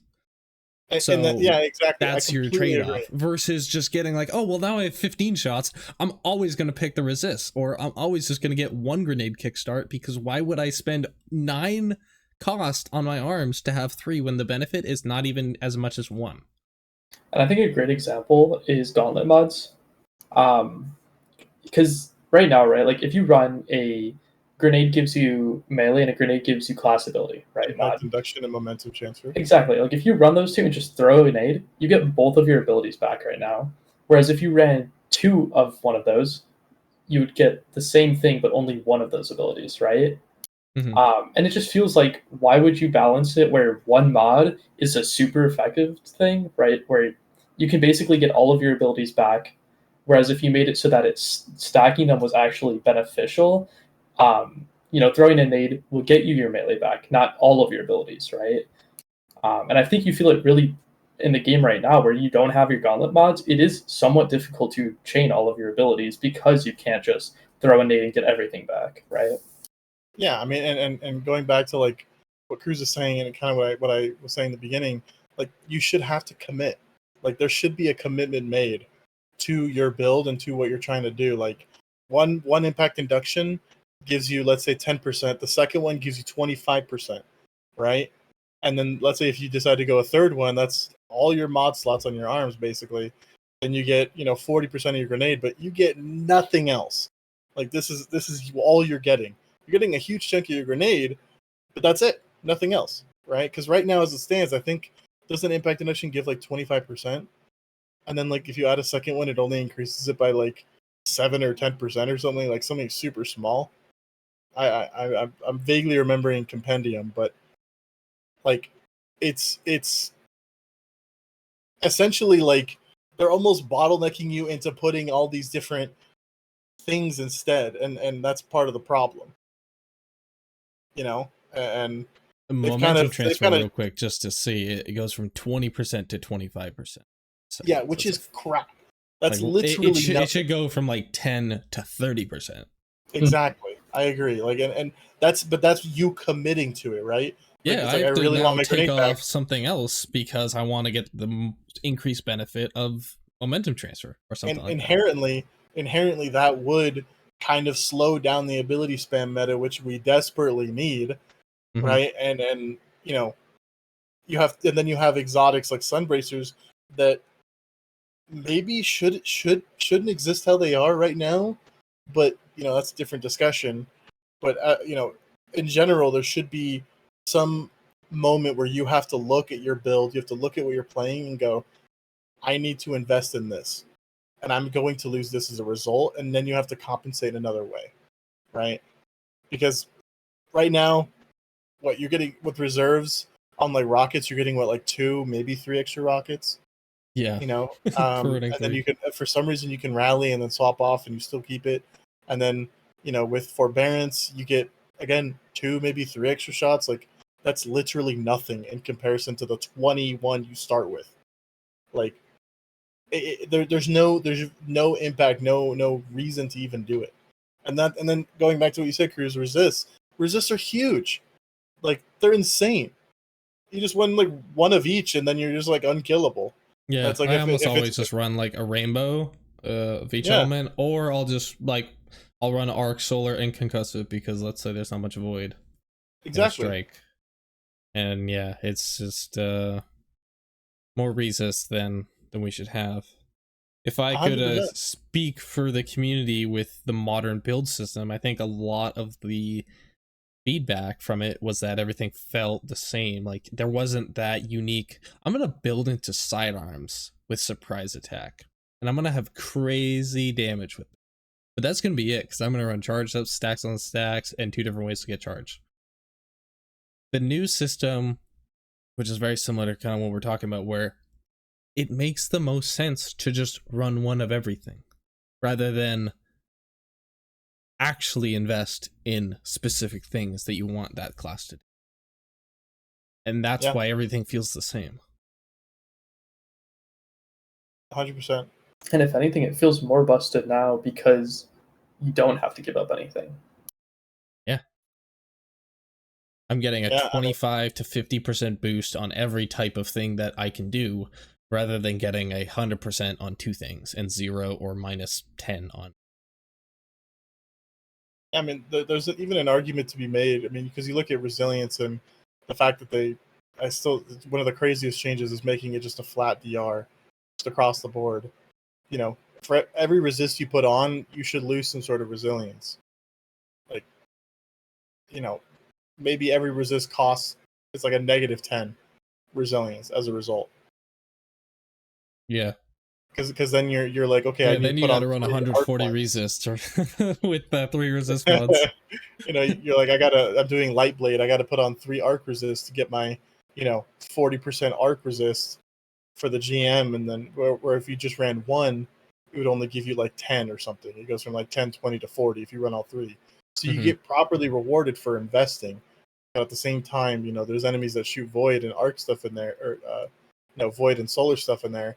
And you're just gonna get melted by that shit. But you made your choice, Like that's... but now in the boss room, you won't get 1 hit by his little hand attack. Exactly. That's your trade-off. Do you want to be 1-shot by it or not? That's up to you. That's the player's choice. That's what we all want. We want to have our choices matter. Yeah. Instead of just putting, a cookie cutter, just put everything on. Like, who cares? It doesn't matter. It's like, are you at 100 resilience? Probably good enough. Yeah. So I should go back. I already, that might be the second one. The other one was with the special ammo talk. I feel like I should just go through and like find little clips of us hitting like big topics and like saying things like really well, and just be like, this is what the podcast is like. You should come follow it. that's not a bad idea. I think it's good because like there's some, obviously there's downtime. Any podcast, it's not all structured. You know, you don't have the natural peaks of like a 6-minute video where it's like, bam, that's the topic. But yeah, I feel like a lot of people could kind of sympathize with the thought process, and I don't know, Bungie, I just want you to hear what we got. We got good ideas.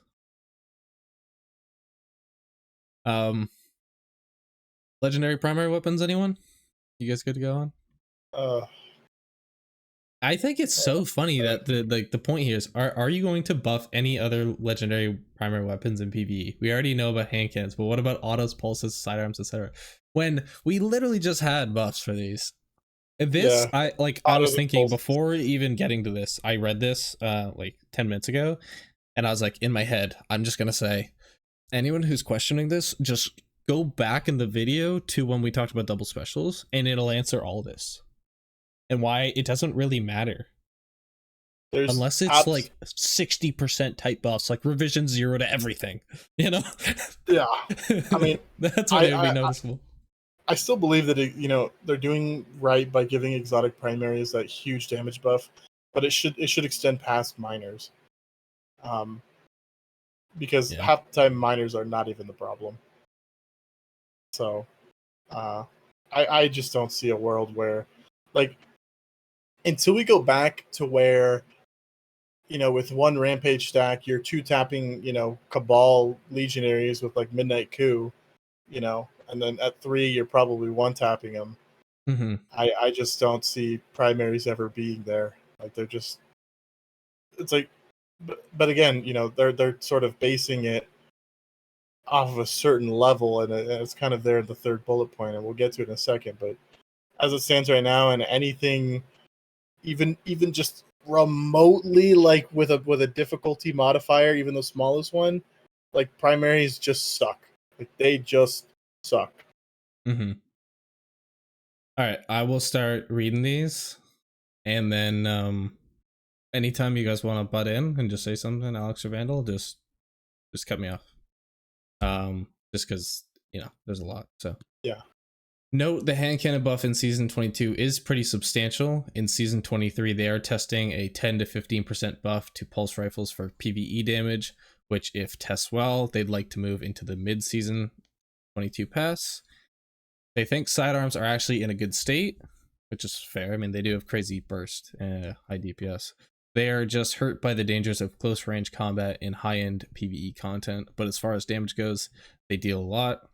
Scout rifles not getting buffed anymore anytime soon, have a similar issue to snipers, where if they are optimal, players will sit in the back and plank away at things, and they also have unlimited ammo. Want to wait and see how the hand cannon, pulse rifle, and double special heavy ammo drop changes affect the PvE primary ammo sandbox before looking at auto. Added a related note for players who are asking for their hand cannons to one-tap red bars and GMs at their base level, which is hilarious. That is never going to happen. We are not going to let hand cannons one-tap in a Grandmaster. The weapons team balances around the base sandbox, for example, Hero Nightfalls and Legendary campaigns. Anything below that, your weapons will feel overpowered. Anything above that, they will start to feel underpowered. They do this. This is like the crux of it all right here. Like, they are balancing around hero and legendary campaigns, and the only thing that separates anything above and below that point is health. Like, that's the big issue. Like, that's the only differentiating factor, and so like they've literally shot themselves in the foot here, because they have no choice. Like, this makes logical sense, but it still doesn't make it dumb. It doesn't make it not dumb, I should say. Like, it's just, I don't know. there's very little they can actually realistically do, because he's right.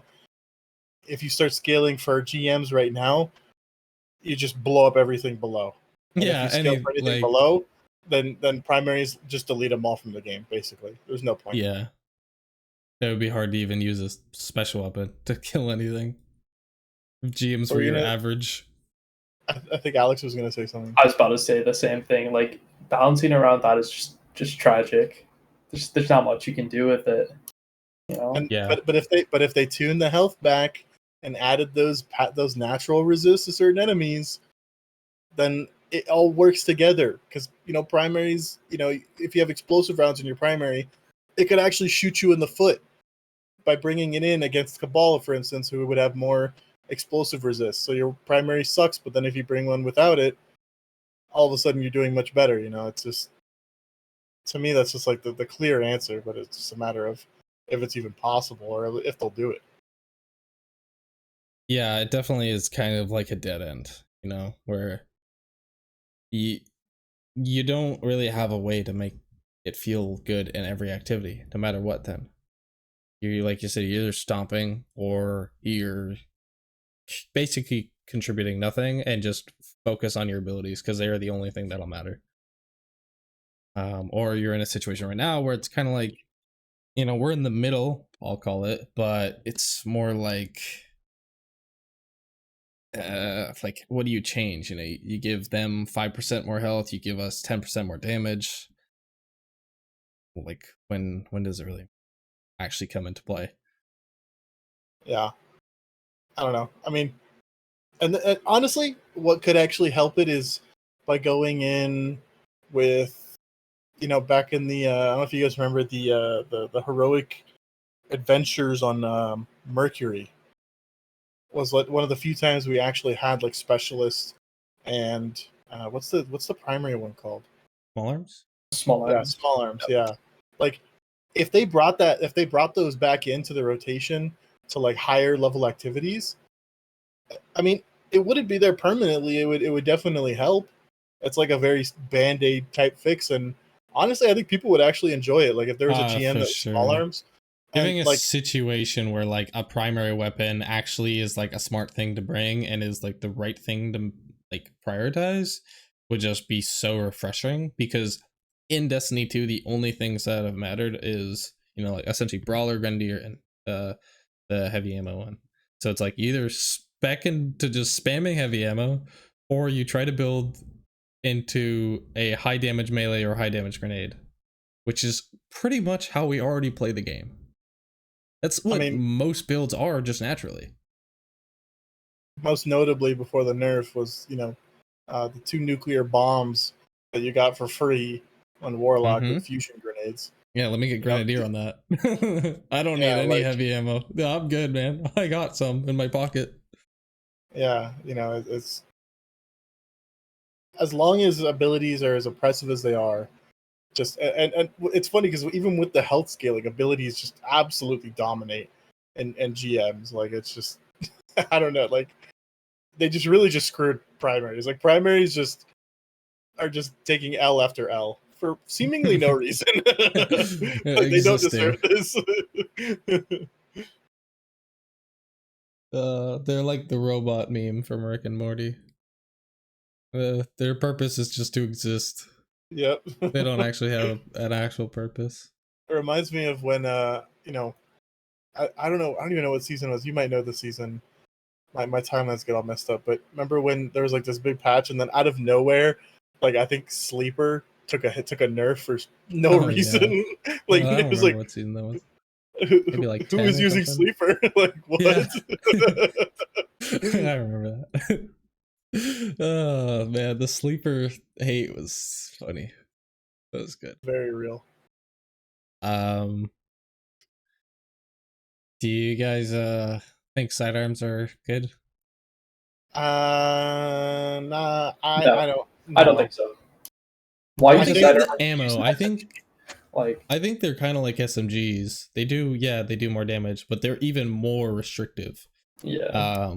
Especially with their ammo. Like, rapid fires are out in like 2 seconds. It's like I'm reloading every 2 seconds. It's not very fun to use. I don't know.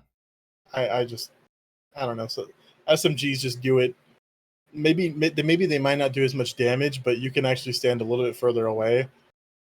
And it's just like, why do you want us to just run up right next to mobs and sidearm them to death? At that point, there's Only a thousand different sidearm things that I think was ever really good in PvE was like Feeding Frenzy Rampage on the Amalon Free Burst. The last Hope. That's what it was. I feel like that's its name. That one was pretty good, and obviously the 2 burst breach slate was pretty good for a time. I still think ultimately the Feeding Frenzy, because that was when Feeding Frenzy was crazy, man. 1 kill, instant reload. That was a point in time where, like, if that existed in today with that, even current Rampage, I'd prefer old Rampage, obviously. But I would use a sidearm if it was that. But that's something they have like 27 base shots compared to like the others that have like 10. Yeah. So and Rexos brought up in chat, nerf all weapons and force a glaive meta. Listen, man, I'm actually convinced that we're scarily close to a glaive meta already. Yeah. Like it's already kind of here, especially with the amount of damage they can negate. And glaives actually hit decently hard. Granted you match the burn or whatever, and the utility's there. Like it's a matter of time before maybe not people. I don't think they'll ever be a meta, but they're definitely probably closer to being not a meme choice and actually like, dang, that's kind of crazy utility, Yeah, they have like a niche case scenario where if you just need to negate like a bunch of damage and just kind of tank for a bit, they're kind of like just the best option, right? And they do the damage of like close to a sniper shot or like a GL shot, and I don't know. There's a world where that happens. If they start giving glaives actually good perks, I wouldn't be surprised. Close to melee is as good of a perk as I feel like that's like the ultimate glaive perk. But that's funny. This is another thing I talked to Kairos the other day with. Is my feelings towards it is, I think it's hard for glaives to exist in a shooter like Destiny because they don't feel very Destiny.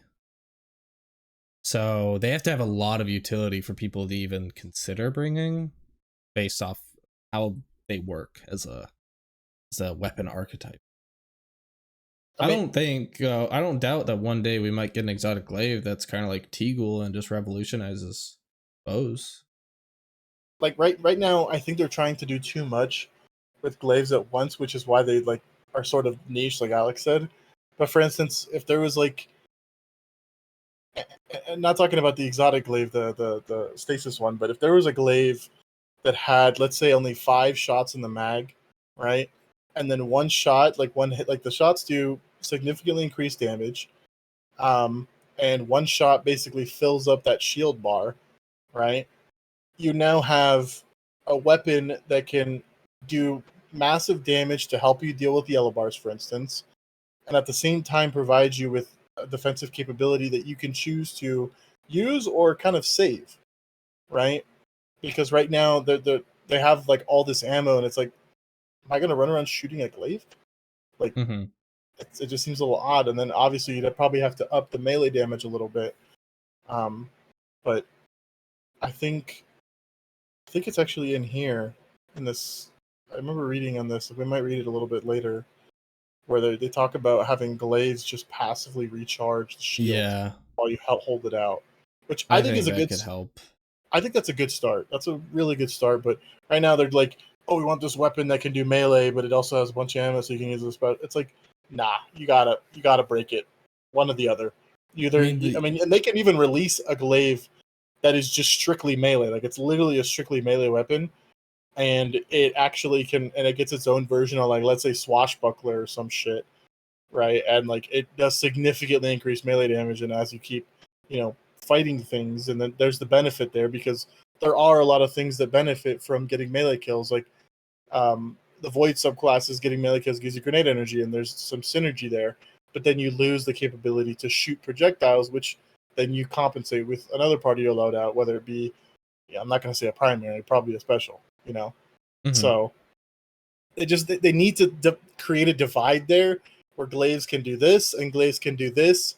But right now they all sit in between, and especially the exotic glaives where it's like, oh yeah, you need to use a full energy charge, and then even when you do, it eats a shit ton of ammo, and then you get this one very small benefit, and it's like, why?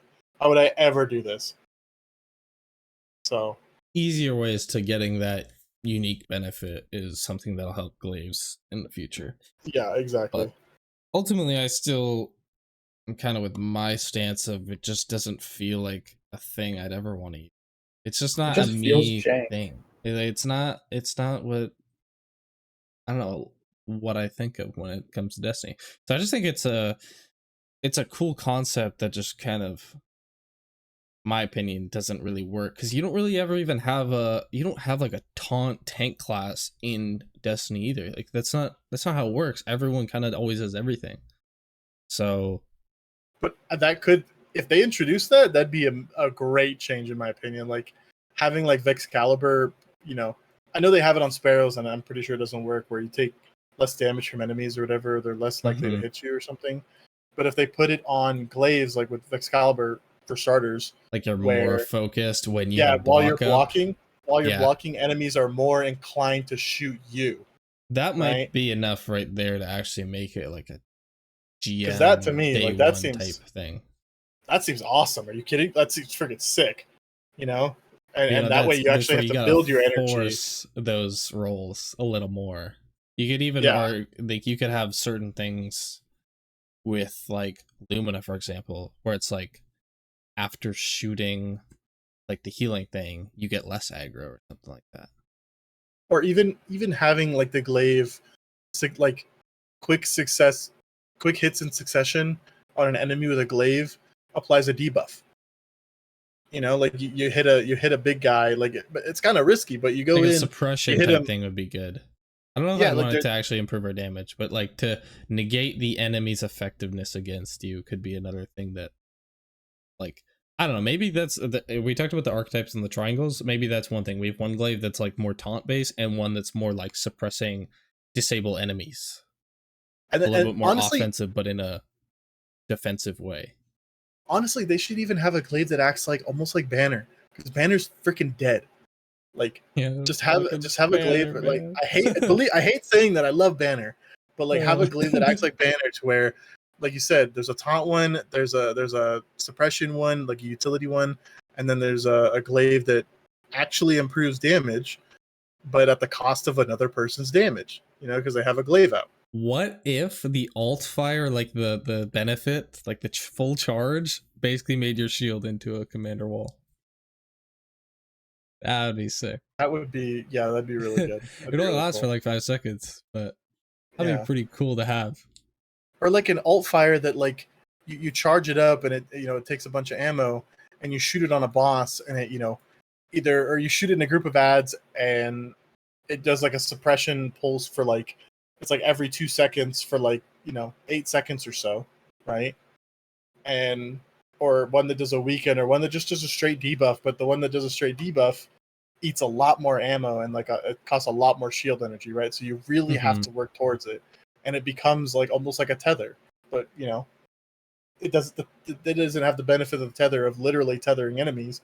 It's just there to apply your 30% or something. Yeah, and it doesn't have to last as long, but I think that's an interesting point of this whole conversation, is basically having that charge can be an avenue for abilities through that weapon. Like through the glaive, they can apply some type of an ability effect that you might not have because you're on a solar class or something like that. I think pretty cool. And I could see that, like actually having a unique purpose in Destiny. They're still jank though. Of course, and it's simply because you have ammo. It's a special weapon, and it has this shield, and it can melee, and it's, like I said, it's just doing way too much altogether. Like, it's just stop. Okay, like these things need to be glaives. I think this is the crux of it all. Glaives just need to be strict utility-based weapons that fulfill, like Alex said, a niche purpose. And it's like, okay, who's bringing the debuff glaive this time? It's like, do we need a suppression glaive? No, okay, we won't run it then, right? Like, that should be it. That should be the purpose of a glaive. And it's like, you don't even have to use it if you don't want to, because you can use conventional means. But the glaive allows you to kind of dip into other things that, let's say you're on solar, for instance, like you said, it won't allow you to do, but now you can because you have to invest into it with the glaive. You know? Yeah, Coffee said making sunspots, and I'm like, yeah, I think that's something that could be pretty cool. Yeah. Like making that on, maybe you don't get the full benefits of like what a Titan could with them, but that's to the same degree that Titan can now with, you know, Phoenix Cradle maybe give them out just by literally charging. He doesn't even have to make them by killing enemies. He can just be like, here's the benefit. Now, I wish it still gave Sun Warrior. That would be better. But I already said at one point that, you know, what they did to Sun Warrior was too damn dirty. Freaking giving Radiant to everyone. Anyway, we can kind of keep going. I think we had enough glaive talk. That was good. Added a related note for players who are asking for their hand cannons. Oh, okay, I already read that. They do this to avoid what they call an arms race with activity design. Activity design has an idea for the preferred difficulty, and they start from the base sandbox and scale deltas and combatants up until they get there. If weapons were balanced for GMs, wait, did I read this too? Whatever. Hand cannons could one-tap them, then that content becomes much easier. So then activity design comes along and says, this is too easy now, and they scale it up again. And that becomes the arms race where weapons scale up to meet endgame activities, and endgame activities scale up to outstrip weapons, and the cycle continues. Essentially, I mean, you're just, each thing is trying to get the one up. So either weapons are going to be the better thing, or the enemies are going to be the better thing. Not necessarily weapons. I would just say that's natural, just like tempering of like power creep, where it's like, we're getting stronger, let's make the enemy stronger. We made them too strong, let's make us stronger in comparison. Or let's nerf them down a little bit. Oh, now we got to nerf us down. And then it's like, you can never really get a perfect line. There's nothing that's truly balanced, especially when you add in new things every season. You end up in a situation where people ask to go back to Shadowkeep precision damage. I have one thing to say about this, but a lot of primary weapons are not only dealing as much precision damage as they did in Shadowkeep, but they're also dealing substantially more body shot damage, approximately double. The sandbox has grown, and the weapons have grown too. It's like, why not just reduce the enemy health then? If people want the Shadowkeep precision damage, not because they literally want those damage numbers, but because they want to have the effectiveness of those weapons feel like they did during Shadowkeep. So why not just look at like the health and damage values and like use that as a reference? Because people don't literally want this damage. Like, it's a gross overstatement to just say that we want to go back to Shadowkeep precision damage. It's not literally about the damage. It's about how it feels within the sandbox. It's the effectiveness of the weapon, right? It's how effective the weapon is in the current sandbox, which right now is nothing. Which, I mean, like, I could go back to like 110s in Forsaken era. I want those hand cannons to be as good as they were then. I don't literally want them to be doing the type of damage that they were then. Like, I want those things to have with, you know, Rampage being like, okay, I'm like two-shotting an enemy. I get Rampage ×1. Now I'm one-hitting the weaker enemies. I get ×2. Now I'm like one-hitting everything. ×3, I'm literally one-hitting everything. And I can kind of keep that chain going. That's like the fun factor there too. I'd be going from like 6 shots to 5 to 4 now. Where it's like, what? So that's what people want. I believe, at least that's what I would want, my perspective of it. They want to stop that continuous cycle. Kind of an ironic statement to say they want to stop something that's continuous. And so now they balance for the base sandbox. They do look at GMs to make sure weapons don't feel out of band compared to other weapons in GMs, but the focus of their balance is the base sandbox, which is the upper middle tier difficulty activities. points out that saying you don't think your weapons feel good in certain activities and content is valid criticism, but not one that should be solved by scaling the weapons themselves up in power. Anything on that?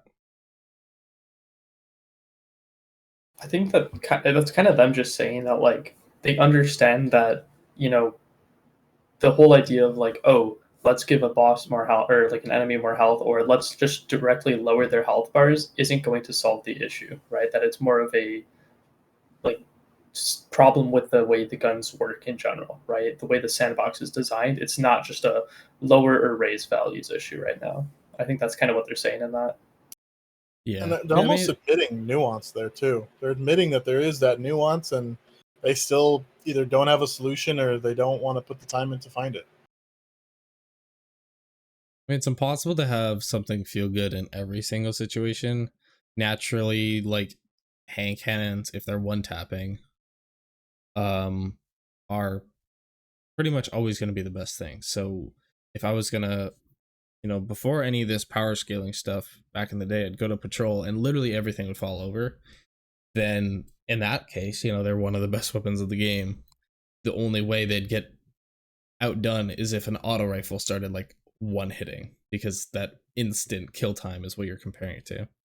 And then as you scale all the way to GMs, where if a hand cannon can't really kill something in a mag versus like an auto or like an SMG that kills something in half a mag, then I would just use those weapons. It's I mean, it's fine to have balance between different activities, where some things are better for some others.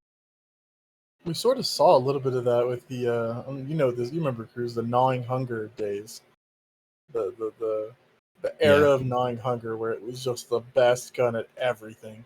Mm-hmm. It was unbelievable how good that gun was. And that's that's something they have to figure out. Just in some way, and health is not the answer, and also reducing crit modifiers is also not the answer. So, yeah, it's like all relative, right? Yep. It's like relative to the older days when Shadowkey precision damage, though those precision weapons were doing a lot more. They could do the exact same numbers now, but relatively they're not doing as much to what the enemy does versus also body shot damage. So you're rewarding more body shot damage, and you also have enemies that have more health in general, then that nullifies the reason to use precision-based weapons. Yeah, and without without them actually applying any nuance to any of basically the enemies or scenarios or activities or just the different scaling levels, you will literally never see balance. Never. Like it will never happen. As soon as something gets tweaked or something gets changed, something has to fall, and that's the core of it all. Like something has to take the bullet for something else moving up and being better. Are we good for brief PvP discussion? Let's fly through this, because I think I read through it and I was like, yeah, I think there's some of it maybe points out their a little bit more of their balancing philosophy, but ultimately like, the values, whatever. How do you handle tuning weapons that have a standard and an adept version when the effectiveness is drastically different between the two?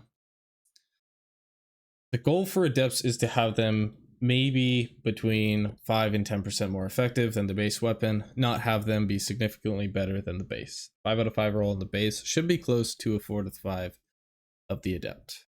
I think they're hitting that goal pretty well. I would agree so. Adepts, I would argue that a 5 out of 5 base is better. Most of the differences that do exist come from the adept mods on specific weapons. That's what I was gonna say. I was like, adepts are like, they're fine. It's just the mods. That's all it is. Yeah, being able to that's put what adept, they are. It's ones. really like getting an extra 2 stats on everything. Whatever. But in the context of PvE, it's big ones. In the context of PvE or PvP, it's like can I get more range or Yeah, stability? adept range or adept handling. I don't even know what people use. But it's basically like, is getting that 10 stat more important than getting like the right barrel? Well, if it's the barrel, then yeah, the stat's better because barrels are your stat. But if it was missing a perk, then missing a perk's way more important, right? I'd rather have assault mag and a shotgun than accurize or something if I didn't have slide shot on the weapon. You know, I pick the slide shot every day. I mean, I feel like it's very akin to the issue we're having with craftable weapons right now, and how they're just inherently better. You know what? It's like, because like you said, you know, you pick exactly what you want, what the best things are.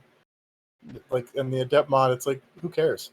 At that point, it's like, I'm not even gonna farm for an adept version of this, or you know, I'm not even gonna farm for any other types of this weapon because I just made it. It's done. Yeah. You know, if you get a 5 out of 5 out of the base weapon, there's no chance you farm for an adept version just because you already have it. It's like whichever one you get first. Hey, even if it came down to, do I want to get the adept version or, you know, like you're saying, the crafted, I will just take the crafted because I get enhanced perks, and enhanced perks are better than adept. Yeah, exactly. Like, I don't know.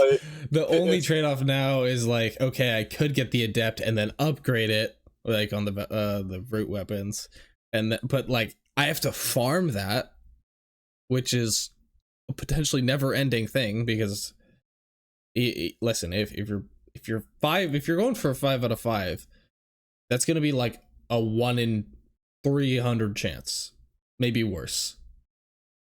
So I will gladly take no big ones just to not have to infinitely roll. Like, I don't have infinite materials or time. Like, what? Like, I don't know who that's even designed for. They gave, if we're the grindy players and we can't do that, then I don't know what the chase is, because that doesn't exist. Yeah, because it's not a real chase. It's fake. I believe that anyone in our sphere of gaming for Destiny, crafting almost isn't for us. Or I'd like it to not necessarily be like the thing we use. I think farming should be the best way, but you can make do with 90% from a crafted. But it's more the other way around, and crafting is shorter. It says a lot that when you find out a weapon is craftable, every time you get any copy of that weapon, you just delete it if it's not red. Yeah, you're like, shoot, man, that could have been red. You're not like, what did I get? Oh, dang, that was so close. You know? Yeah, it's a completely different reaction. You know, because it's like, oh, well, you could have used that roll, or I can just keep farming for reds, and if I really want that roll, I'll just craft it. I'll craft a second one. I'll craft a third one. Who cares? Yeah. Like whatever. Like, it's just, I mean, the chase is not real. And you know, let me know what you think of this idea. What if for adept weapons, instead of just having them drop, you can choose. Like, if you have a standard version of the weapon, and let's say you get a 5 out of 5 roll and you do like a GM or whatever, you get like a token that you can turn into Zavala, and he can turn that 5 out of 5 with a certain amount of tokens into an adept. And so you've now upgraded your weapon, and now you have your adept version. Or you can, if you really like still don't have the 5 out of 5, you just keep grabbing random adepts. Like, you can choose, right? I think narrowing, it's just kind of what like the ritual, like, oh, I'm gonna level up a bunch of times and get more perks. Essentially narrowing your chances more, like, okay, I've got better chance here, I've got more things. If I could remove, kind of like even like the Wrathborn stuff, where it's like I can remove certain perks and I'm gonna focus on these.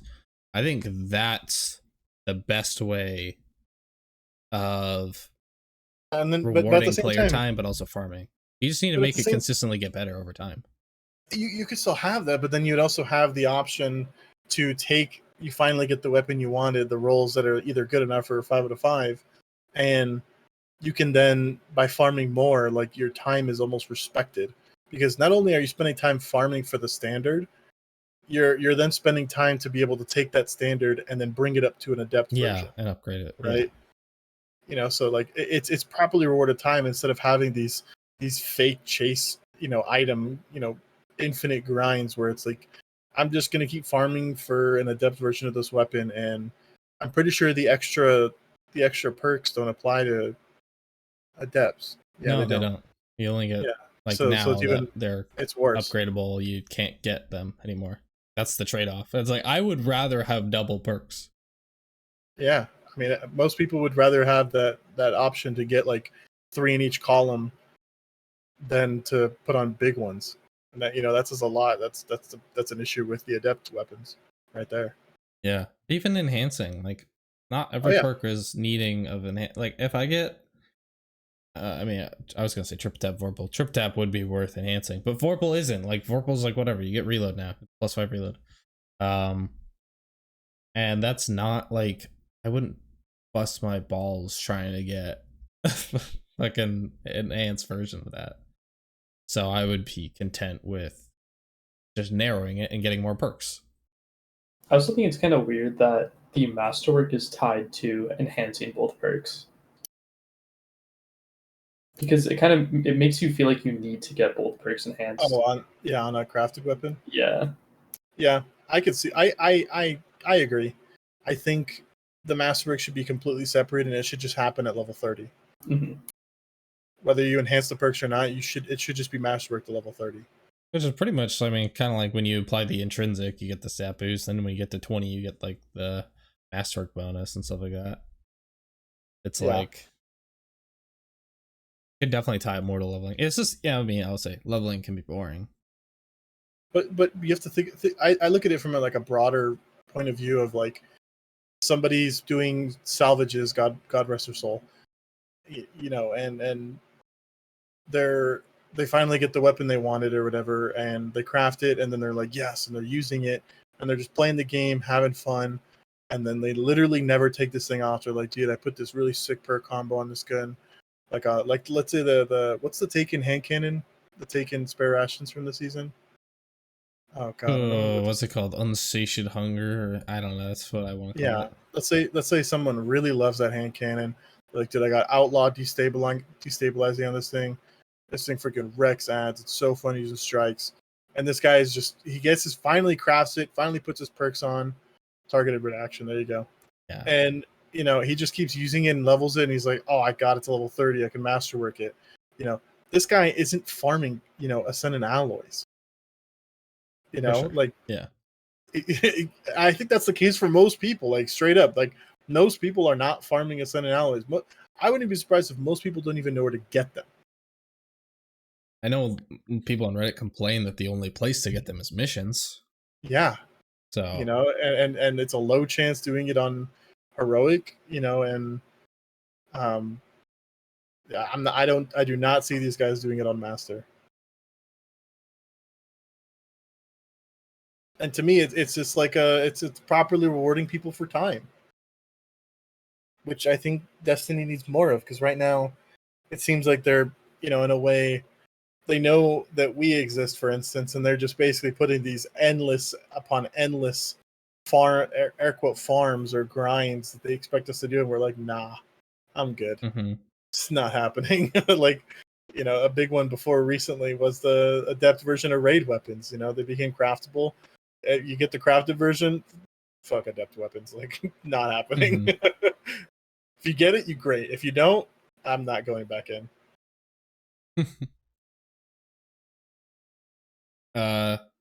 The actual biggest difference in effectiveness between the two versions, back to PvP talk, is that the average skill of players using the adept weapons is generally much higher than the average skill of players using the standard version, even though the average skill of the players using the standard version may well be above average when compared to the population as a whole.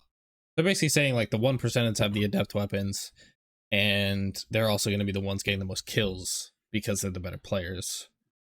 Even though the other people are going to be maybe the top 10% of players that are killing the top 50% players.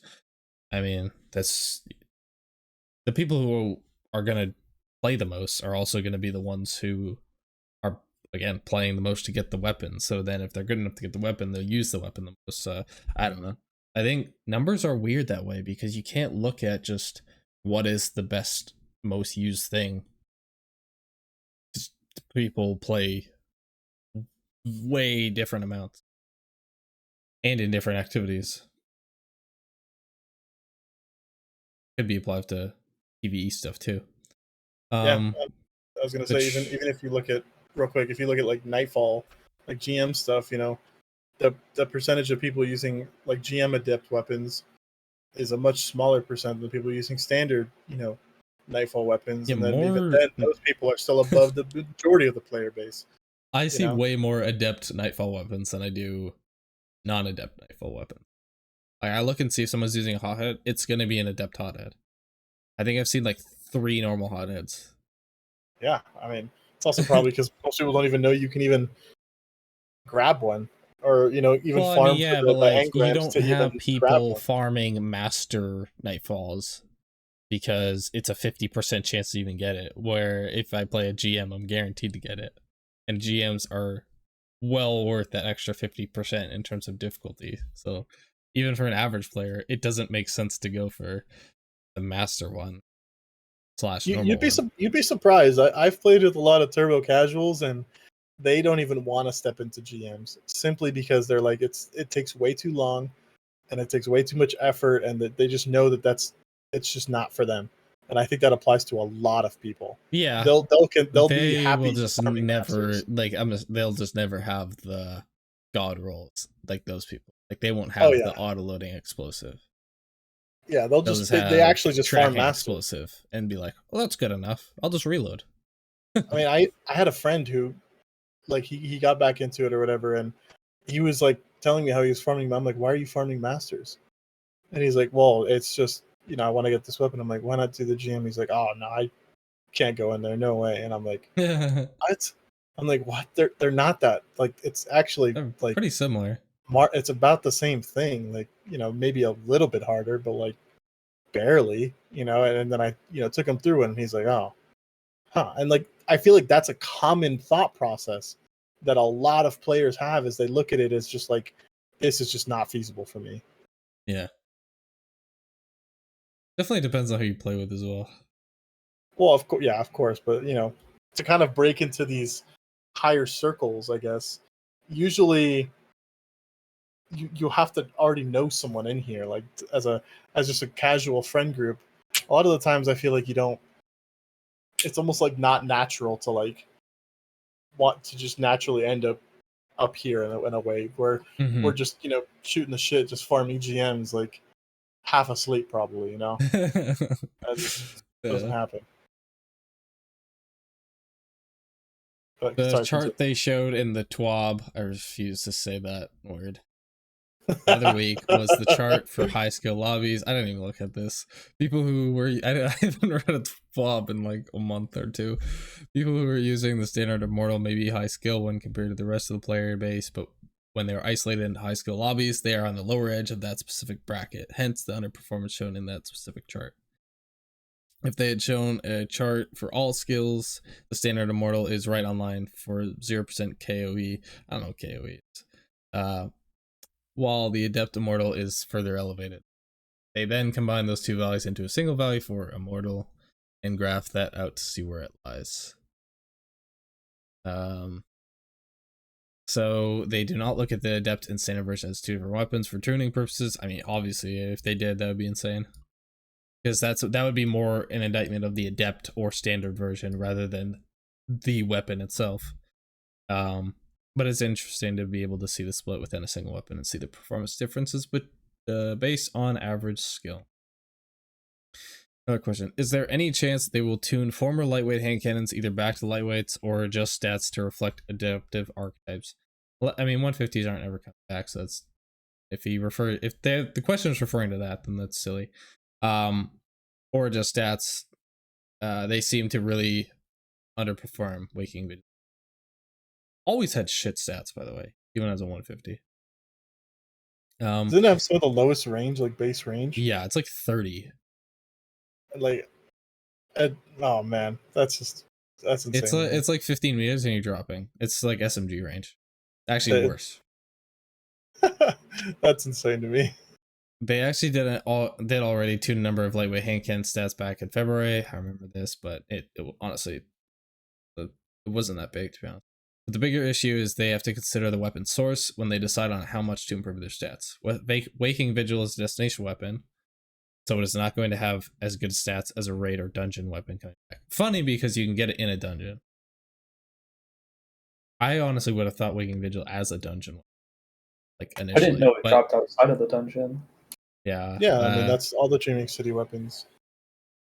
Yeah, I think it's just always easiest source of getting those weapons has just always been the dungeon, so it's kind of like they've kind of been tied to it, but they're not the same as modern dungeons where they truly are specifically that's their source.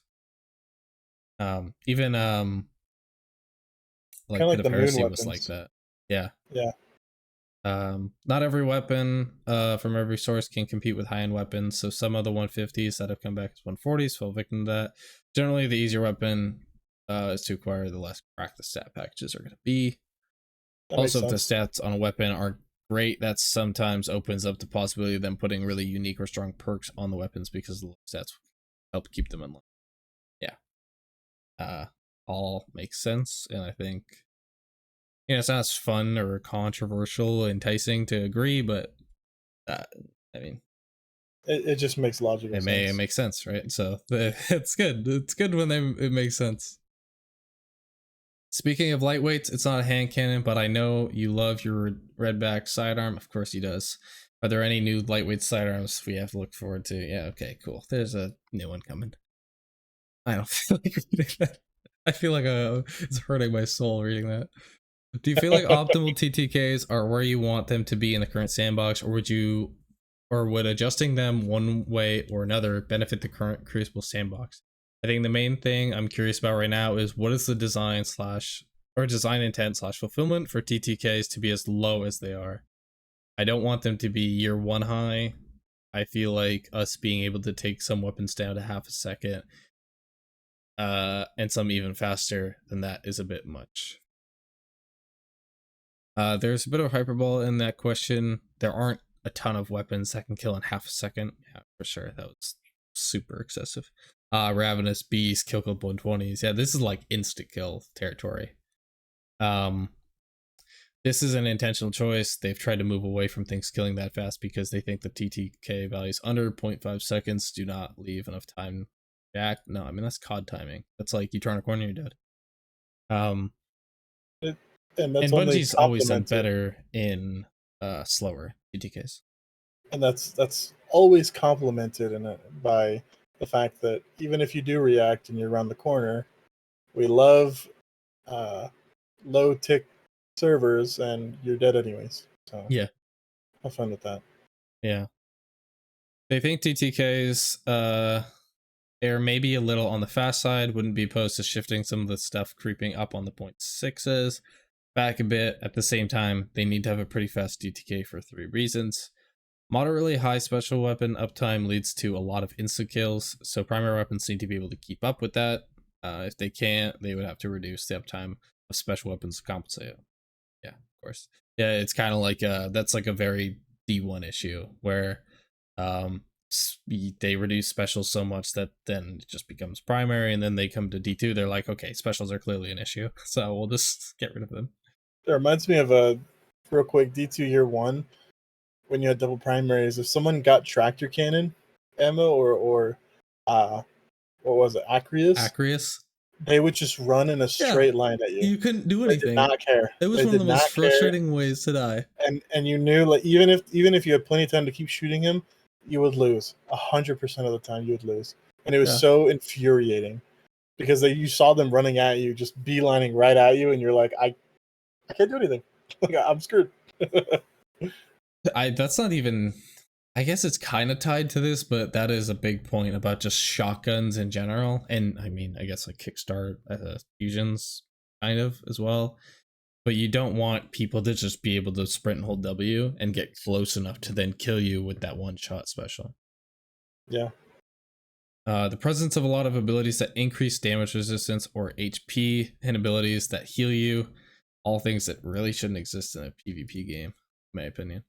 Need primary weapons to be able to output a lot of damage so those abilities do not get out of hand.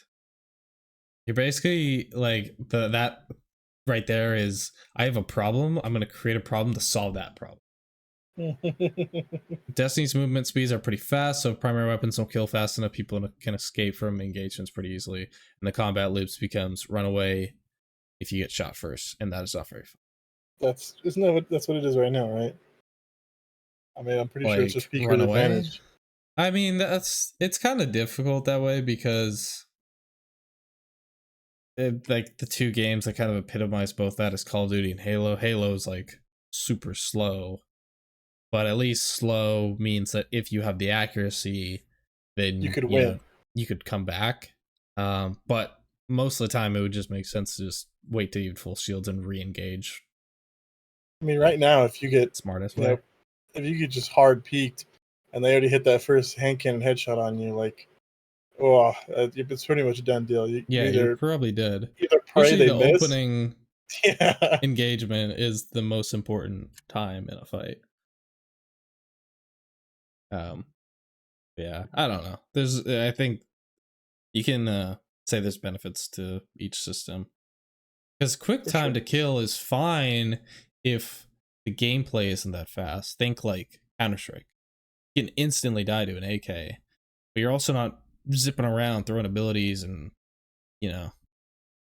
jumping over people, and like that's when it gets tough, when it is that fast. Yeah. Even like that's basically like Advanced Warfare COD, where it's like you jump jetpacks and spinning around, and you got people at every elevation level, and yeah. All that said, they have something coming in season 22 for PvP called Checkmate, a new take on PvP with some modifications. Is that a game mode? Probably. New take on PvP. I mean, they should have brought in Bare Bones a long time ago, but that's a different topic, yeah, I guess. That would be interesting. That's where you really see what the sandbox is like. Yeah. Yeah. Not like D2 year one, but they have shifted TKs a bit and modified ability cooldowns by a significant bit. A significant bit. Nice. TTKs in normal PvP are between 0.6 and 1. In Checkmate, they're between 0.8 and 1.2. In hand cannon, TTKs do not change. I feel like hand cannons are definitely gonna be the best thing in that game mode then. No, wait, they're saying it takes longer. Yeah, but if hand cannons don't change in that activity, then aren't they just relatively better than everything else? Because they didn't change? Oh, this already sounds really stupid then. Yeah, I know that the slower the RPM is, the weirder it is, because the bigger the values you have. So the math becomes weird because, if you're doing 80 damage per shot versus 60, that's a big difference by your third shot. You're 60 less damage. I think they're pretty tough to balance. What is our baseline to determine, yes, this weapon is perfectly balanced and every adjustment to others should trend towards this? I know that for many dedicated PvP players, that baseline should be 140s. They also consider it to be 140s in the current meta, specifically Ace and Rose. They chart a slope on the kills over expected. Well, that must be what KOE means. That's what I was going to say. I remember seeing KOE somewhere else, but I was going to wait for it, yeah. And basically, if anything has higher usage and higher effectiveness than those weapons, it is a good indication it may be tuned down. Graviton Lance, No Time to Explain, and Immortal are used as examples here. Cautions that they look at high skill lobbies when utilizing this technique, because they otherwise would be nerfing things like Centrifuge, which are highly effective in the center of the skill bell curve without being too effective on the high end. What is that? I bet Centrifuge is the arc auto this season. Yeah, I bet it's also like I imagine Sweet Business would be pretty high in that skill curve. Cerberus, all those easy to use autos, So, just because they use it down there at those ranks doesn't mean it's actually good. Now that comp has a rank based yeah, clarifies as long as you're within one major rank up, they are able to do a good bit more top-down balancing where they can accurately see what is problematic in ascendant lobbies, for example, and accordingly. Good thing there's thousands and hundreds of thousands of players. Oh, I know, right? Every day, especially in Ascendant, you know. That's such a really good sample size. Good work, Bungie. All 20 people. They would probably have a better idea looking at the tourney scene, because I bet there's more than 20 people who play that. Thing is, they ban everything that they don't. I was about to say, dude, the tournament scene, the ban list is crazy, but it makes sense. I saw a meme of one the other day, and it was, or like a month ago or something, and it was like, yeah, it's like 90% of the sandbox. But you basically had to use a hand cannon and a shotgun. Yeah, and like one of the basic ability classes. Yep. They basically need to do what we do for tryouts. Oh, that'd be interesting. They should just apply that philosophy.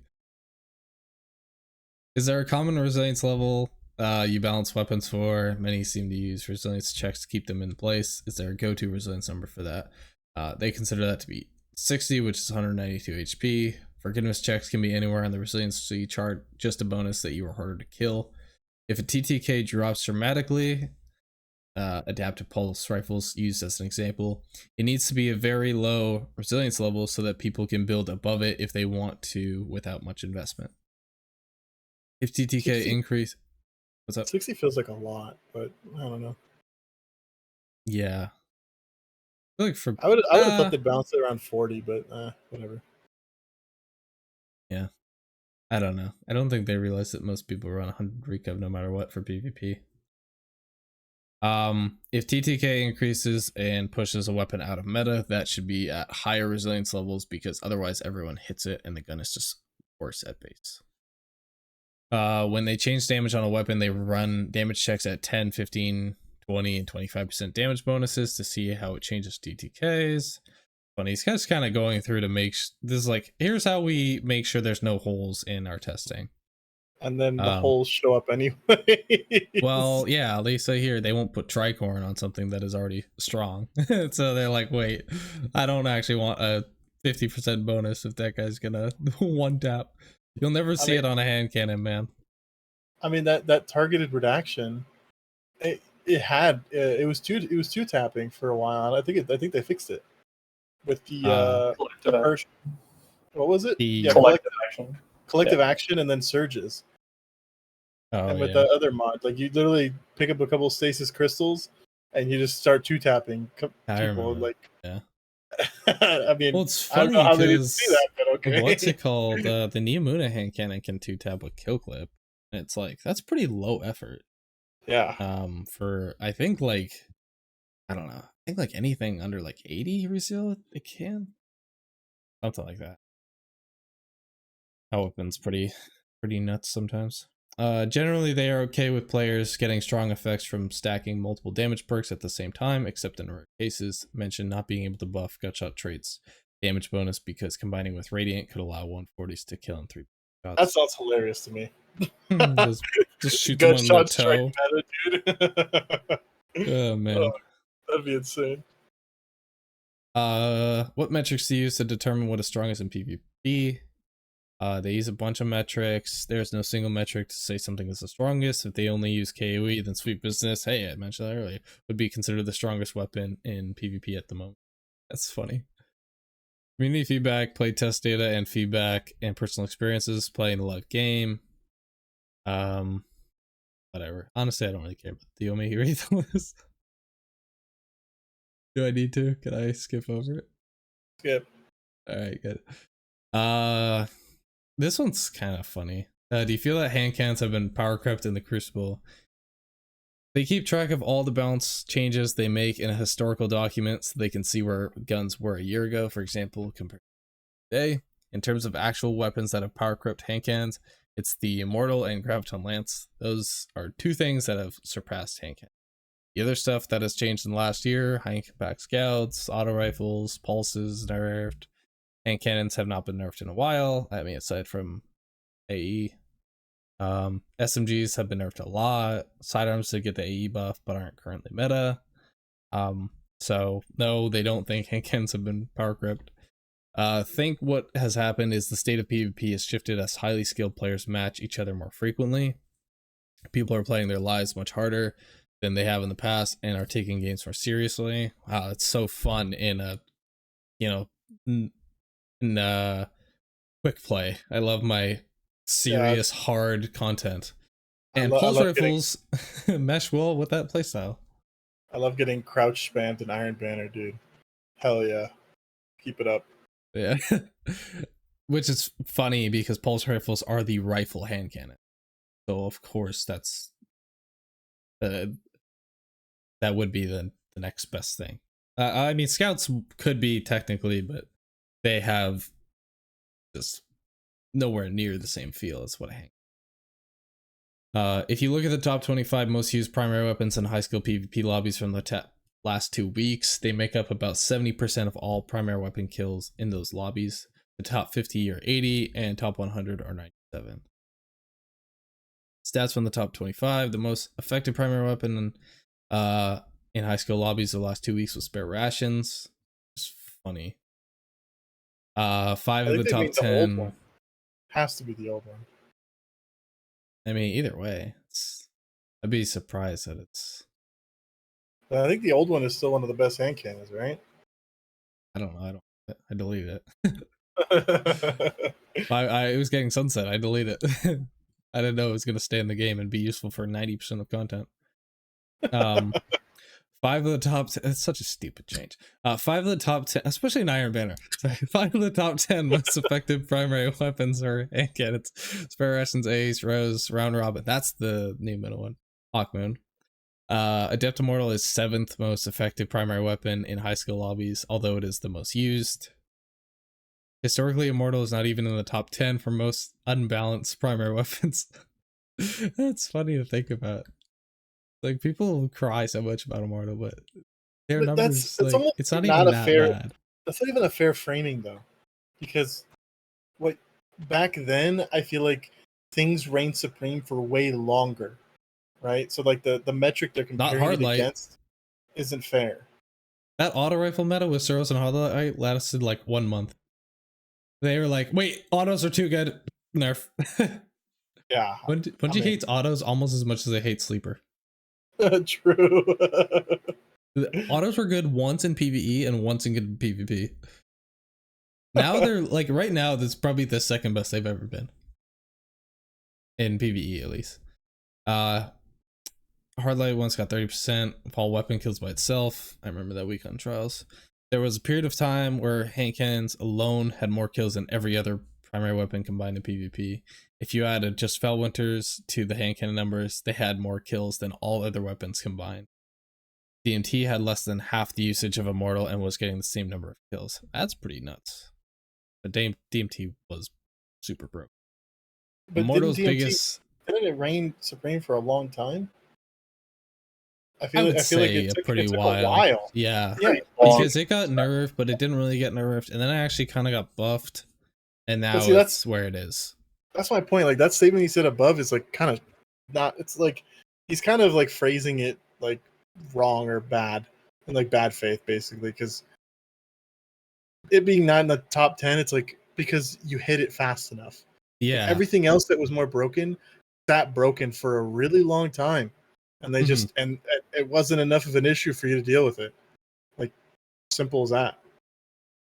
I bet you anything it was a couple Bungie devs, on the weekend they got ran by a couple Peacekeeper Titans.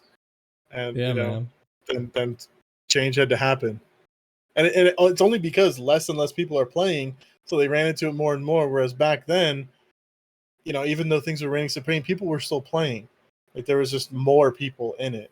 And now I bet you anything, you compare the number of people playing Iron Banner like this season compared, to literally any other season is just exponentially lower. There's just no way. Yeah. I mean, unless there's some new thing like weapon to chase or like, I don't think anything will pass the Swarm of the Raven Iron Banner.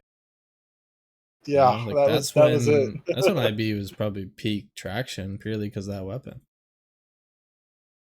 I don't know. I mean, it's a pinnacle activity. I feel like it should have better weapons. I agree. Immortals, I mean, but once they took out the, you can be whatever light now, and you can actually SBMM, where We're making it easy games for everyone except the good players. I got people playing for their goddamn lives in Iron Banner. Like their families are being held hostage if they don't win this Iron Banner match. Jesus. Immortal's biggest sin currently is usage. Almost all SMG usage is consolidated in Immortal, and so it feels oppressive and overused. There are only 3 SMGs in the top 25 primary weapons in high skill lobbies, including Immortal Adept. Comparatively, there are 9 hand cannons. Hand cannons only see slightly less usage than pulse rifles, and cumulatively, they are also the most effective class of primary weapon at high skill. But because their usage is spread out across a large number of weapons, it doesn't embed itself in your brain the same way Immortal does when you hear its firing sound over and over. They show the top 50. I bet this one bow is Le Monarch. Yeah, that's funny. This firing sound. I bet you, like, I don't want to say 90%, but a huge portion of the player base could obviously tell you the difference between spare rations and any other hand cannon. Yeah. You know, I think and like all of the unique, like, not unique, but like the best weapons, I mean, and even like Rose, better Rose devils. has a unique sound. Yeah, I mean, Rose is a unique sound, Ace is a unique sound, but the funny thing is, like, at least in my head logically, again, this is a really dumb statement because the reason you hear Immortal and it rings is because it shoots longer. You're hearing more bullets. Whereas Spare Rations, Yeah, Ace, Rose, you're true. literally only hearing three sounds. And where Immortal is like, it's like, you know. Yeah. Again, this statement funny. it That's falls an flat. interesting It's point. like actually really dumb. Yeah, like if they left Hard Light a long time, then you'd probably say Hard Light you could hear too. Yeah, because it's just like and you're just ricocheting shots, you know. Yep. Oh man, that ricochet shot was like 60 damage to the body. That's insane. Oh man, that gun was broken. So yeah, they list the, you know, that mainly hand cannons and pulse rifles. Bit in that top bit there. They've said that the best primary meta is hand cannons at the top, pulses right underneath, then ARs and SMGs. Something must be crazy wrong if ARs and SMGs are supposed to be together, because they are definitely not. Then scouts below that, as they don't really want an AR or scout meta. Yeah, poor ARs, you know, never allowed to be good. The Ron AR with a target lock. And like, if you can actually like stay on target, thing's disgusting. Yeah, it's pretty much just like a AR version of Immortal. And that is kind of where things are at. It just takes a little bit more perception to catch up to the reality. This is not to say they think Immortal is fine where it is. They don't think that, but the Season 22 changes directly affect Immortal by nerfing its zoom with rangefinder. It's crazy how much zoom matters. The changes also affect Shayura's, which is data-wise, and in Mark's opinion, actually the most effective SMG. Albeit the availability is much lower. Harder to use because of slower fire. You have to get way more crits. That's why people don't use it. I like using Shayura's. Yeah, it was great. So they nerfed it. Yep. I felt like the zoom change really affected it. My opinion, at least. But I loved Shayura's for one time. That thing was broken. Can we get a meta shift to underperforming weapons? I'd love to see 180 hand cannon or 360 meta and glaives to be the close range special meta. All these weapons are getting buffed in either Season 22 or 23. 180 hand cannons are benefiting a lot from the range zoom changes, and 360s aren't at that 1920 zoom are as well. But they do not want a 360 AR meta though, because in order for ARs to compete at the highest level of gameplay, they have to kill much faster than other options that can peak shoot.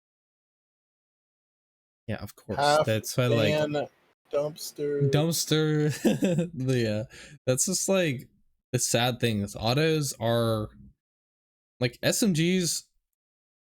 You're never peak shooting with anyway because you're not in that range for peak shooting. Like, it makes more sense to be more mobile and then hit your shots while moving up close. ARs are supposed to have like the range benefit, but from range it would just make more sense to peak shoot. That's why it's like I don't know. ARs are like, how do you not make them just one of the fastest killing weapons by default? Because they don't have they're in an uncomfortable spot. 180 handguns are hard to tune because they can really only kill in 0.67 or 1 second. Try not to tune rate of fire on weapons because very small changes have very big differences. They do not want glaives. They don't want glaives to be close range meta. Sorry, Vandal. They're getting a big overhaul. Season 23, projectile speed significantly, and here's the charge thing. Looking at letting shield charge recharge slowly when the glaive is held. Looking at reducing the delay after firing before you can melee, and looked at tuning the shield DR down in PvP to prevent it being oppressive with the uptime, if the uptime comes up. Dude, when I was leveling that solar glaive, Seraph, was it Seraph? Yeah, I think so. I was just using it. I just had it on, and like I actually started using it. It's kind of hilarious, like how like it in the right hands. Like glaives could actually be like the most disgusting weapons in the game. Straight up, Yeah, probably. Because yeah, it's just really obnoxious. They're really difficult to deal with. I remember when the shield was like crazy high, and it was like, man, I'm like looking at this guy walking towards me, and I'm like, I don't know what I'm supposed to do. Yeah, and they hit you once with one bullet, and like half your health and shield is gone or whatever, and like yeah, you're pretty much one shot at that point. Next a little bit is about fusions. At the high end, they think fusions are too strong in PvP in large part due to a couple perks. So be addressing. That's pretty much just a start on the rapid fire. I don't think there's any other fusion that's good. Cloud Strike, I hope that's not like noticeable in PvE, but 5 meters to 3 meters. I don't know. It says player who gets headshot, so it might just be a PvP thing. But that'd be weird for that to be like, that's a pretty like tangible effect, and for that to be smaller in PvP, I that just doesn't seem like a Bungie philosophy thing to do. They like when things are the same. That's fair. That's like if they made like the healing rift smaller when you cast it, in my opinion. Even though that would be good. That would, I was going to say that would not be a bad change actually. Reduce the rift size by 50% or something. I'm still waiting for the chicken legs to increase rift size. True. That'd be cool. Getting kills makes the rift grow bigger and bigger permanently. It just keeps getting massive. Oh my gosh, that'd be insane for the vampire one. Or like the chicken legs are for sanguine. Like every kill increases the size of the rift. It's just the size of the entire room. You put a rift on one forbearance, and then just boom, this massive healing. It starts clipping into like people's faces because it's too big. Because it essentially just gets like scaled increase, so it goes up too. It's just white everywhere. Imagine an Emp Rift, it's like this massive storm in your screen. Shoot the boss, I can't see it. There's too much Emp Rift in my face. Giant hurricane just blocking everybody's view. That would be good. All right, I think that's pretty much it here. Yeah, I think we're good. That was a lot. That was good though. PvP stuff was boring, but I had to get through it. It kind of does, like I said, like it's kind of important at least to kind of know a bit of their balancing philosophy, because they definitely apply that to PvE. So you can kind of learn a bit and extrapolate what they might mean here when they end up tweaking something in PvE. Well, I don't think we'll really have another time where we'll talk about this season, because I feel like the next stuff will be looking forward. Well, maybe actually probably next, whenever we do another episode, we'll talk about the exotic mission, because Vandal needs to do it. He's gotta go fishing. Oh God, spare me, please. Just recove it, man. I'm sure somebody's bored enough. I offered to pay Salt and so he'll get back to me. He'll get back to you. If anybody needs a Rika, at Salt on Twitter. Salt Agrippo D2 is pretty known good fisher. Pretty known cheater. And for all you, he also got me my last couple day one clears. So definitely hit him up on Twitter. 5 stars to Salta Services. Goes reach out.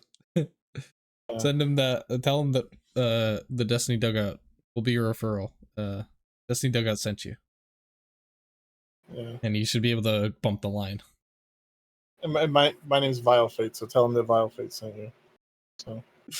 I don't think that's good. Why'd you meme on salvages earlier? What do you mean? You said somebody was farming salvages, God rest their soul, or something like that. Because it's the most painful activity in the game. That's only because the last seasonal ones got removed. I mean, you're not wrong. I remember doing like a salvage, and like I mean, don't get me wrong, I farmed them in the beginning. All right, I was watching a lot of Netflix. I farmed my deep dives, I farmed my salvages, I got all my patterns, I got all that done. But as an activity, good God, it's horrible. Holy moly, that's just. I so think awful. After doing I like just for the seasonal challenges, I had to do like deep dives and salvages. They're both better than I initially gave them credit for. More deep dives. Salvages are kind of like they're just kind of too long. But I think the activity itself is fine. I usually actually do like I like the first final boss with the plates. And you have to like shoot with the right symbol. Match the runes and all that. Yeah. That I was telling Kairos, I was like, that could be expanded upon into a pretty cool raid mechanic, I think. Or at the very least, even kept pretty similarly and made into like a solo dungeon mechanic. I guess when I talk about the activity, a lot of the times I'm focusing on everything leading up, and like a lot of it's just like tons of downtime. Yeah, especially in that like main room in the archaeology where like Seventh Song, is like they reuse that area. That area where you have to like defend takes like 3 minutes too long. Yeah, it's too long and like it's weird to say, but the area is like too big, and then the ads, they just come in like these very like just boring amounts of waves, and it's just, I don't know. It's very unengaging, in my opinion. Mm-hmm. But no, I agree. The boss is cool. The boss is really cool. I like that. The other boss is kind of like whatever, like the Valkor or whatever. I think he's kind of like the ogre, and then him. It's like neat to have like a 2-part boss, but there's really nothing to it. It's just kill enemies until the shield's gone. Yeah. Deep dives though, like I initially was always doing them solo or with randoms, and it's pretty boring. Doing like the challenges to get like the tier 3, tier 5, and tier 7, cool concepts. I think that design should be whenever we get another seasonal thing, I'd like that design to kind of be further incentivized, where I agree. You run like a challenge version, and the better you do, the better rewards you do. Like I think that's a very good Destiny loot system. So I hope that people aren't giving it like too much shit, because like I said, I think that's something that could be made into more of like a key like playlist feature. I mean, I think you should have the option to like opt into it though, because I mean, a lot of the time, all the deep dives being all one thing is stupid. Yeah, that's why it's better when you're playing with someone you know and can actually do it. The matchmaking is crazy for it. Yeah, I mean that, and also like the final round. It'd be cool if there was like you get to tier 7 and you have to kill all the ogres, and then there's like a bonus timer or something, and then like a whole bunch of ogres spawn, and the more ogres you spawn, you get this like increasing buff, and then at the very end, depending on how much you got, it just like there's certain thresholds or a certain chance it just keeps dropping more exotics, for instance, right? So like you have a chance to kind of just go a little bit further. Almost like the concept of lightning rounds, but without it being like sit here and kill everything. Exactly. It's like a minute, and then ogres and acolytes just keep spawning. Like you kill them, and then every 2 acolytes and ogre you kill is like 1 stack, and you could just keep blowing them up. And at that point, it's like just do really well and kind of prepare for it, and can farm out a bunch of exotics, for instance. It's kind of like Infinite Forest in a way. Yeah. Yeah. Yeah, I mean, further the waves you clear, the better. Yeah. And to take it even a step further, you could, I mean, I'm curious if you guys would agree with me here.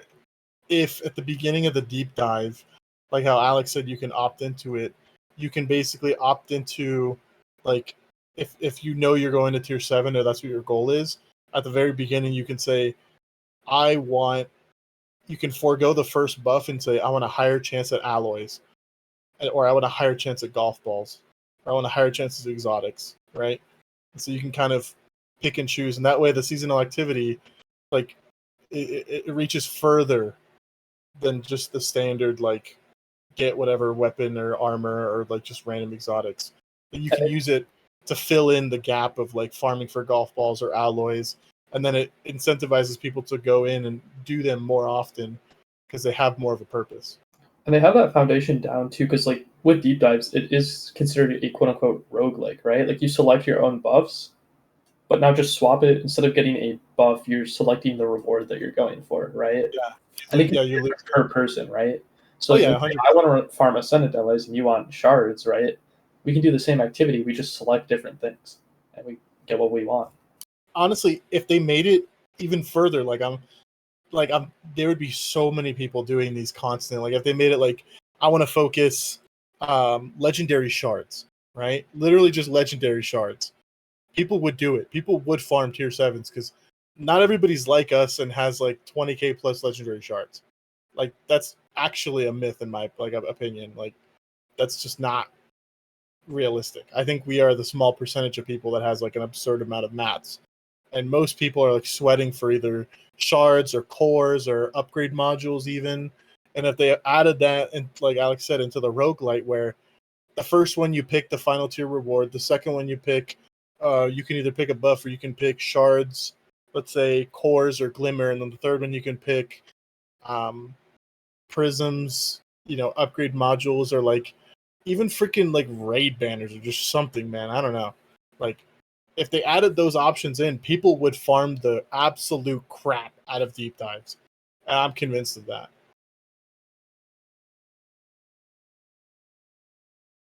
I mean, provide the means that people who need it will do it.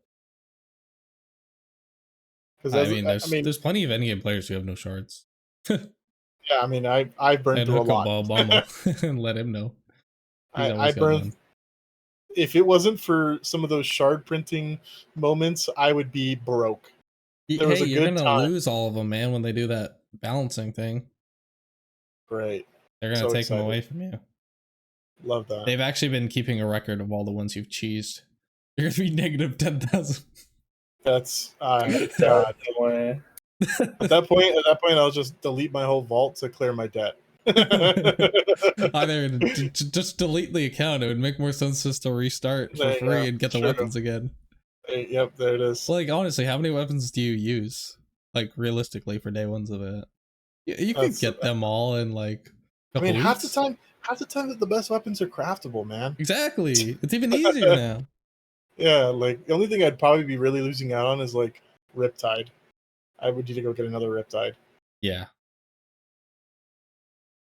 So, I was half thinking like this next season, right? If we do have a week and a half, maybe like starting an account like on the season launch and seeing if I can get it raid ready, and then do it on the second day. Oh, goodness. That would be. He's that bored. That's insane. No chance. If I for whatever reason ever lose my stuff or my account, I can't. Nah. I would have to quit. I couldn't do it. I can't either. I'm way too deep, and there's too many things I would lose. Tied to what I have, and you wouldn't catch me dead unlocking stasis again. No freaking chance. You don't That's need to. not happening. Like, play Warlock, you need solar and sun bracers in your set. Like, ugh. And like all the stuff, no way. Nah. I could play again. It would bug me. It would bug me for a long time. Yeah. But I couldn't play again, no way. That'd be a difficult thing to get over.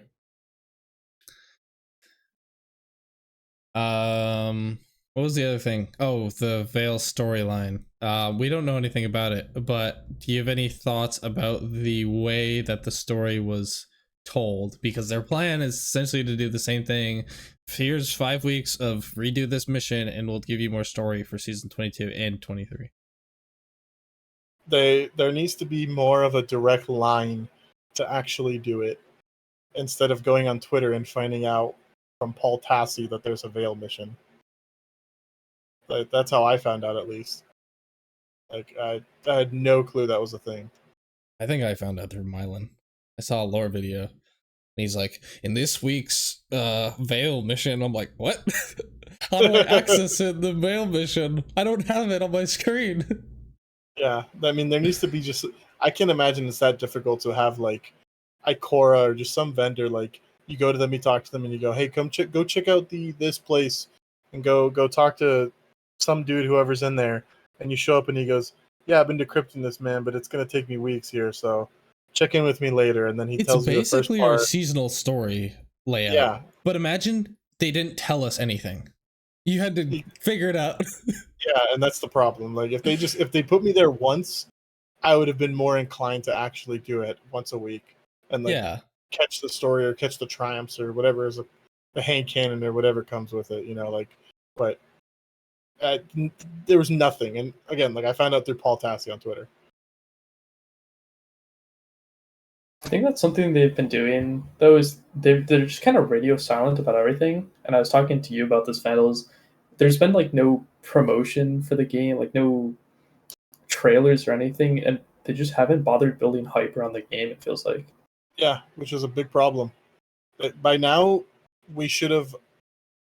Okay, I'm not going to say that, actually. But I think by now we should have had some kind of trailer talking about the new season, maybe the new exotics. Like, I understand Final Shape is coming, the showcase is coming in like a month or something, but like, they need to start like a month before the new season, or even a month and a half. They need to start grabbing people in little by little. Like show off. Even just a 1-minute trailer about the new Hunter exotic, the next week the new Titan exotic, like something. Because right now they're for some reason they're playing everything so close to the chest, and it just doesn't make any sense. Like they gain nothing. For instance, they gain nothing from not telling us the reprise raid. Right? Like when this Thursday, they said they were. I remember. I think I saw someone reply to this guy on Twitter. He said, are we gonna find out the time and the raid? And he's like, yep, you'll find out on Thursday, but we only found out the time and the date, which is great. Don't get me wrong, that's nice. But what do they gain by not like telling us the raid? I just don't get it. Like, there's no. It's like, oh, if we had one more week, then we could have been more... What do you mean? Anybody that's actually racing seriously, like, I think if only I had another week to look at Crota's End in D1 to see if I could out of balance here. Like, it was. I'm alluding to Dado's video where he talks about how like just take a break. Like he's like, you don't need the best guns. Like believe me, you don't. Like he's like, realistically, there's less than 100 teams actually competing for world's first. Okay, yeah, and those are the guys where the difference. Exactly. Yeah, and those are the guys where having the best weapons and farming for that stuff matters. Okay, like for most of you, like just stop. Don't. Take a break. It's okay. Like you will not miss out on anything. I promise you. And it's so true. Like there's no downside, in my opinion, to them just telling us the raid. Like at expansion launch, when the new expansion drops, they go, here's you're getting Root of Nightmares, as the first raid, and then or like shortly before we find out Root of Nightmares, and then at expansion launch they say, in this season, Crota's End is coming back, so you have that to look forward to. Like, all that does is a bonus to me. Like, you have people going like, "Oh, nice! I'm coming back this season, or oh man, I gotta start playing more and farm stuff for Crota's End, or like by waiting this long, I think you lose more people, just straight up. So I don't know. It seems very, very odd, short-sighted, and not to mention, with they banned the one and only leaker because of course he was the only one doing it, but somehow leaks are still getting through. So I'm so glad they banned the leaker. It will be interesting to see. I don't know what we know beforehand. Yeah, obviously less is better, but it's just always interesting. They used to. Maybe I have a little bit of rose-tinted glasses, and maybe Alex and I both have it, but I feel like they used to hype these seasons up, man, and like things to look forward to throughout the year, and we were always at some point like kind of engaged, and now there's just so much just empty air, just downtime, way more than ever before. So I don't know. I don't know the right answer there. How many more weeks do we have in this? It's like 3 weeks. 3 weeks, really? I think so. It's like I guess last week of August is when it. Yeah, that's crazy. Yeah, so I guess we have the end of this week and then 3 more. That makes sense. Oh yeah, I mean they love doing it like final week. They're like, here's all the info. Which it doesn't make any fucking sense, man. Like, there's no reason for them to not take that 10-minute video and just split it up into like 3.5-minute videos and just throw it on the internet 1 week at a time. Yeah, I mean, you could do a video 3 weeks out of all the exotics, and then 2 weeks out you do a video for the exotic armor, and then 2 weeks out you do a video kind of teasing the new exotic weapons, right? And then 1 week out you do the Vidoc, or you do some sort of little mini Vidoc where they talk about the new season, and they always bring in that guy with the glasses and the mustache who goes and does like sound effects or whatever, and then the new season launches, but just radio silence. And then 1 week out we get everything dumped at once, and to me that just feels bad, because half the time, like, it's like remember when we saw the machine gun for Lightfall? Oh god, dude. I remember reviewing that and being like, I just want everyone to know that they killed 3 goblins after shooting like 10 machine gun shots, and that was the thing that was cool. and then we saw the Strand sidearm, and we're like, oh no. Oh god. Oh man, yeah, that Lightfall weapon trailer that was tough. This is tough. That was so hard to watch, man. All right. Yeah, that's it. Does anyone have anything else to say? Make sure you tweet it, Saltagrepo for Recovs. Yep. Top Recov streamer in Destiny. He actually has personal confirmation from Bungie to do it. Like, if you DM him and ask him, he'll show you the document they sent him saying you can do Recovs. So, yeah. Anything else, Alex? No, that sounds about it. Sounds good. All right. That's been episode 21. We're now able to drink in America. There you go. That's got to be one of our longest ones. I'm not gonna lie. Jeez. I know. Well, it's because we had the big special talk, and we talked about the enemies, and I mean, all important things to hash out. And I know that all of that stuff, in terms of the clips, that was all in like the first hour, so it won't be that hard to find. Yeah. But yeah, that was good. Good to be back. I'm gonna guess the next one's gonna be after GCX, because I don't think we're gonna have any more info before. Probably not. Yeah. So it'll probably be a bit of like a review of the experience. Probably I don't know, might have a couple Elysium people who are there maybe guest appear. I don't know. I'd love to do one there, but there's just no way to actually do it. Do it on your phone, on your iPhone. I was thinking of doing like interview, like a Destiny Dugout special interview where I have my phone and I record and ask questions, and just have someone like record it with their phone. I think that might be something that would be funny. I don't see why not. Do it. Ask them questions. No, Cal, we're not doing a live one. No. If you're there next year, you can bring the stuff and we can think about it. Okay, yeah. That's it. Thanks for tuning into the stream, people who are here. Thanks for listening / watching. Anyone in the future past July 29th or 28th, and we'll see you when we see you again. Thanks for being here. See ya.